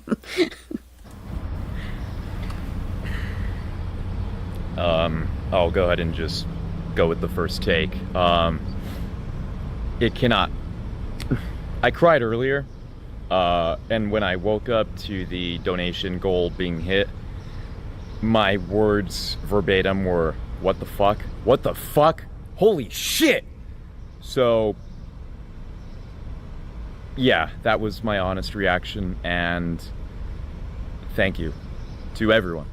Donations, big and small, even well wishes, whether they were voiced or just thought. It is all appreciated. And I will not make a fool out of you, because I hate being made a fool of. I won't do that to anyone else. I've been taking several steps to shore up my legal defense, and really my case. I, of course, cannot go into specifics. All I can say is that I'm extremely busy. Even right now, I'm setting up some things with regard to that, just taking notes, etc. I have to do this video. Maybe we could check with Legal Mindset about whatever charges he's facing. I don't know. I guess he used his mother's credit card to send super chats. It seemed like something possibly got physical because his mother had a restraining order against him, which the police are saying that he violated because he went inside to get his laptop and stopped and ate milk and cookies. So he posted the last one saying he was destitute. He can't find a job. He lives in California. And then I guess like a bunch of people sent him a bunch of money. So he's making this video now saying, "I won't let you down. Thanks for the cash." I have to show my thanks. Thank you. It's very sunny, so I'm going to throw them back on. All I can say definitively is that, and I've said this before in text, I'll say it right now, nothing changes. I'm still going to be wise with the money, and I'm just getting to work. As soon as I get stable employment, I am showing up. When I have things work out, I am going to take full advantage of them. And I will reiterate, I will not make fools out of you, and I won't make a fool out of myself. So rest assured that I am indeed taking this seriously, and you know, I am just trying my best. So once again, from the bottom of my heart, thank you very much. Okay. So that's the update from Anime Sucks. So if you send him cash... Oh! I'm not afraid of the war. Oh, come on! I'll take my chances. Wait, let me play it again. So if you send him any money, he thanks you and he says he's going to do better. So there you go. I'm not afraid of the war. I'll take my chances. I'm not going to leave him there by himself and my cat there to deal with that. I know, miles away.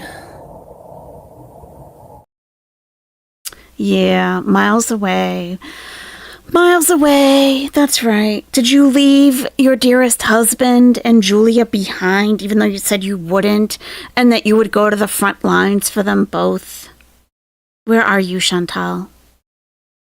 Where are you? Huh. Yes, that was Anime Sucks, not Jeb Bush. Yep. Yeah. He lost a lot of money. I guess maybe he had to pay restitution. I really don't have all of the details. I'm sure it's on Kiwi Farms. I just try not to, you know. It can suck you in sometimes. Try not to spend too much time over there. Yeah. Yeah. Foodie, the bravest woman, you betcha. Maybe be true. You hope she's in Kuwait scared out of her mind. I'm pretty sure she is in Kuwait. If she's not scared, she's stupid. But, you know, we know that. So, I mean, imagine looking out your window and you can see missiles coming over the Gulf. Not at you, but over you, you know? That's a little too close for my comfort, but that's me. That's me. You think she's in Kuwait too, BB True? Where would she go in Kuwait? Just right where she is. Because as far as we know, charges haven't been filed yet. She hasn't been charged with anything. So she could just be right in her apartment. That's what I think. She would find the missiles a mild irritation to her beezing. She'd probably be shouting out the window, "Could you be quiet?"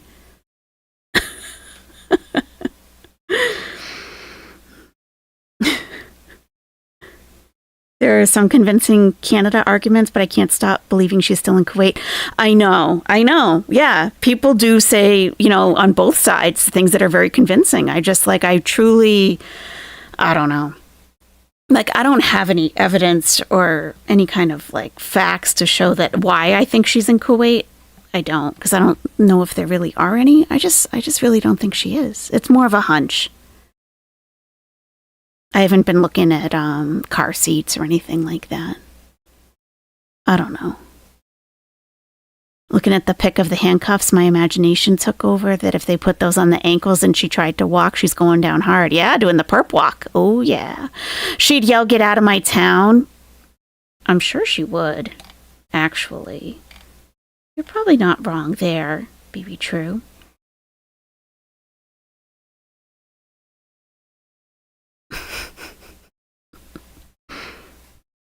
Get out of my town.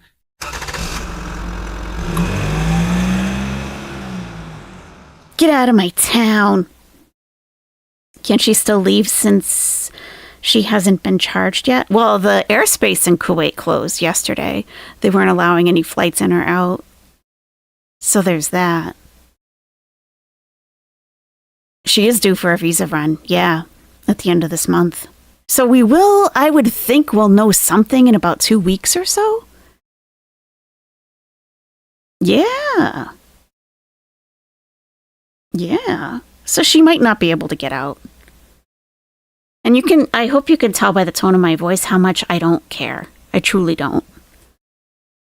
It's very serious. It's extremely serious. We did a stream. When was that? I don't remember. What is today even? I don't know. I don't even know. I guess it's Monday. I'm going to stop thinking about it. I really don't know. But we did a stream about Iran and, you know, pretty much how it tied into Chantal. It's all about Chantal, is the location of where she is and where one of the nuclear sites in Iran is.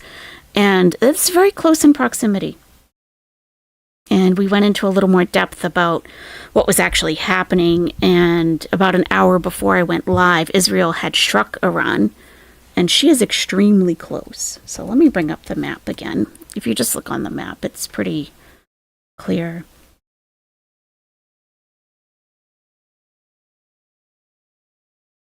There it is. Yeah. Oh, yeah. I have it saved. Okay. Perfect. I love it when I think ahead, you know, for my future self. Like, let me do you a solid for the future. And you won't have to do this again. I'm going to take care of it right now for you.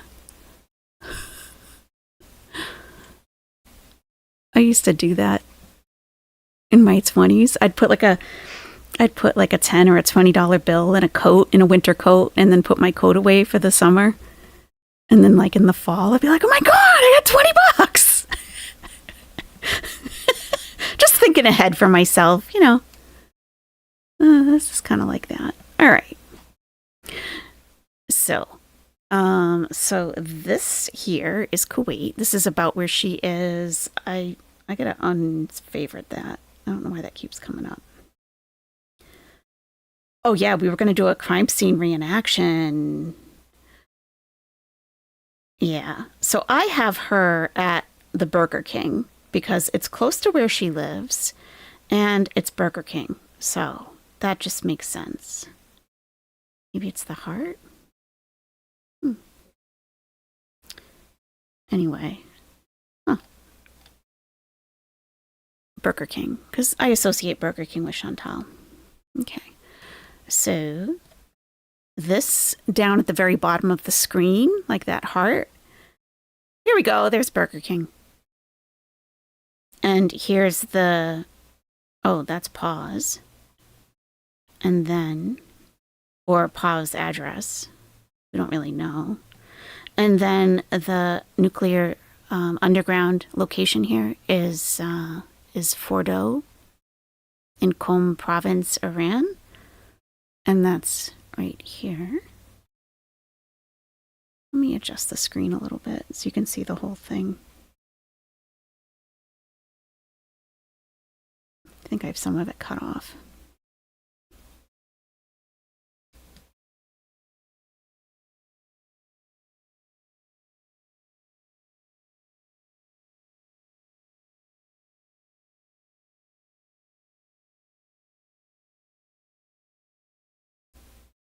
Yeah. So between this heart down here and this heart, this is the difference. This is the distance. It is very close. So, you know, we had some of Gore World come into the stream and be like, this is dumb. Why are you talking about this? This is why she can see missiles from her window if she's there. And Israel was actively attacking as we were live streaming. So if she's there, this is extremely close. This is about, I think it was a 14 or 15 hour drive.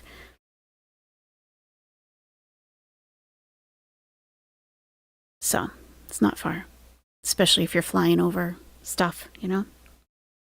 So all of the Iranian airspace is closed, and Iran is a big country. See how big it is? From here to over here. Kuwait is teeny tiny, right here. And just west of Kuwait is Iraq. West of Iraq is Jordan, and then Israel. Iraq is big also, though. Yeah, it's very close. Yeah, I wonder if she's ready for war now. I'm ready. I would never leave my husband and my cat. Never. Yeah, she probably thinks they're shooting stars. Or fireworks for her. Fireworks. Yeah, it's very close. So.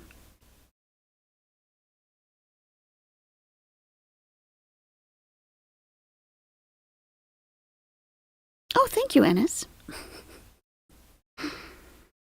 Yeah, so that's the thing. Like, if she is there, if she wants to flee, you know, if charges haven't been filed yet. But I don't know. This would have been another question for Andrew, though. Like, can they hold you with charges pending? Like, maybe they haven't been filed yet officially, but like, it's like they're pretty certain they're going to be. Could they hold her just for that? Maybe. And maybe they wouldn't let her go anyway. Like, there's an investigation. You can't leave the country. And now, like, she actually can't leave. So she's in a pickle, I would say. She's in quite a pickle. A pickle. What if she's in the hospital? What if? So, just as a general rule, okay, just as a general rule,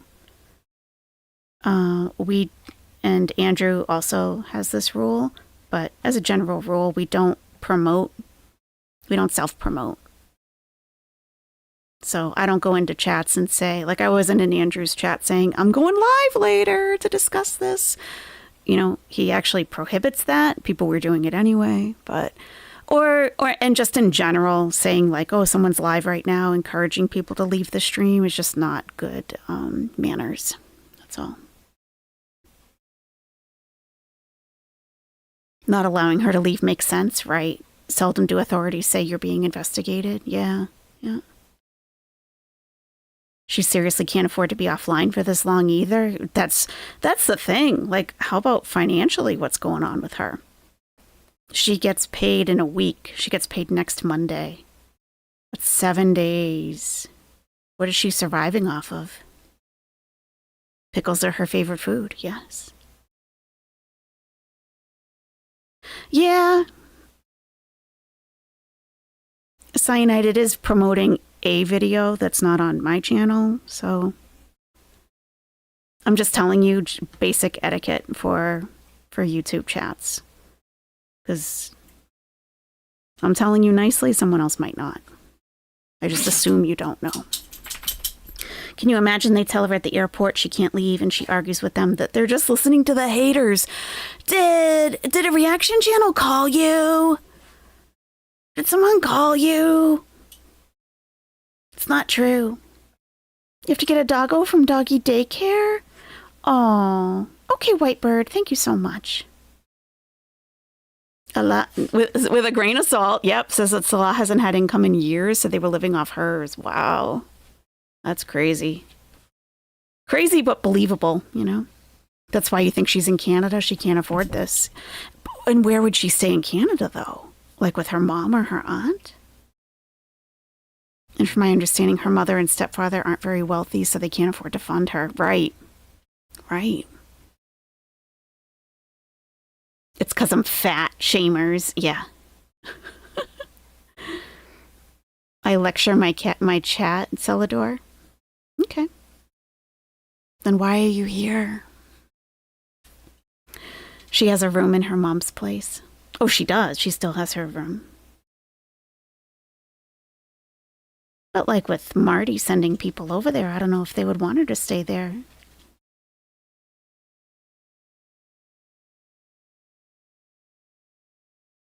Her stepdad isn't a fan.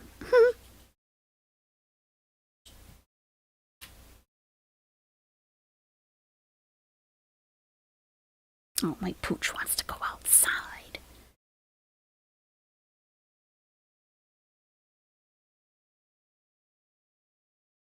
So what do you think? Should we watch the old videos another time? Like tomorrow or something?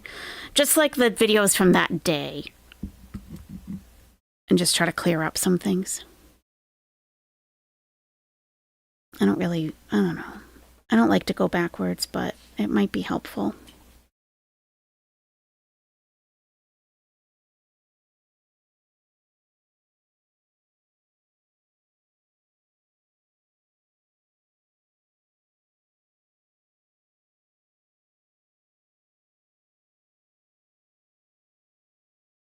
She can't afford Canada either. It's expensive and she's broke, no apartment, no car. Yeah.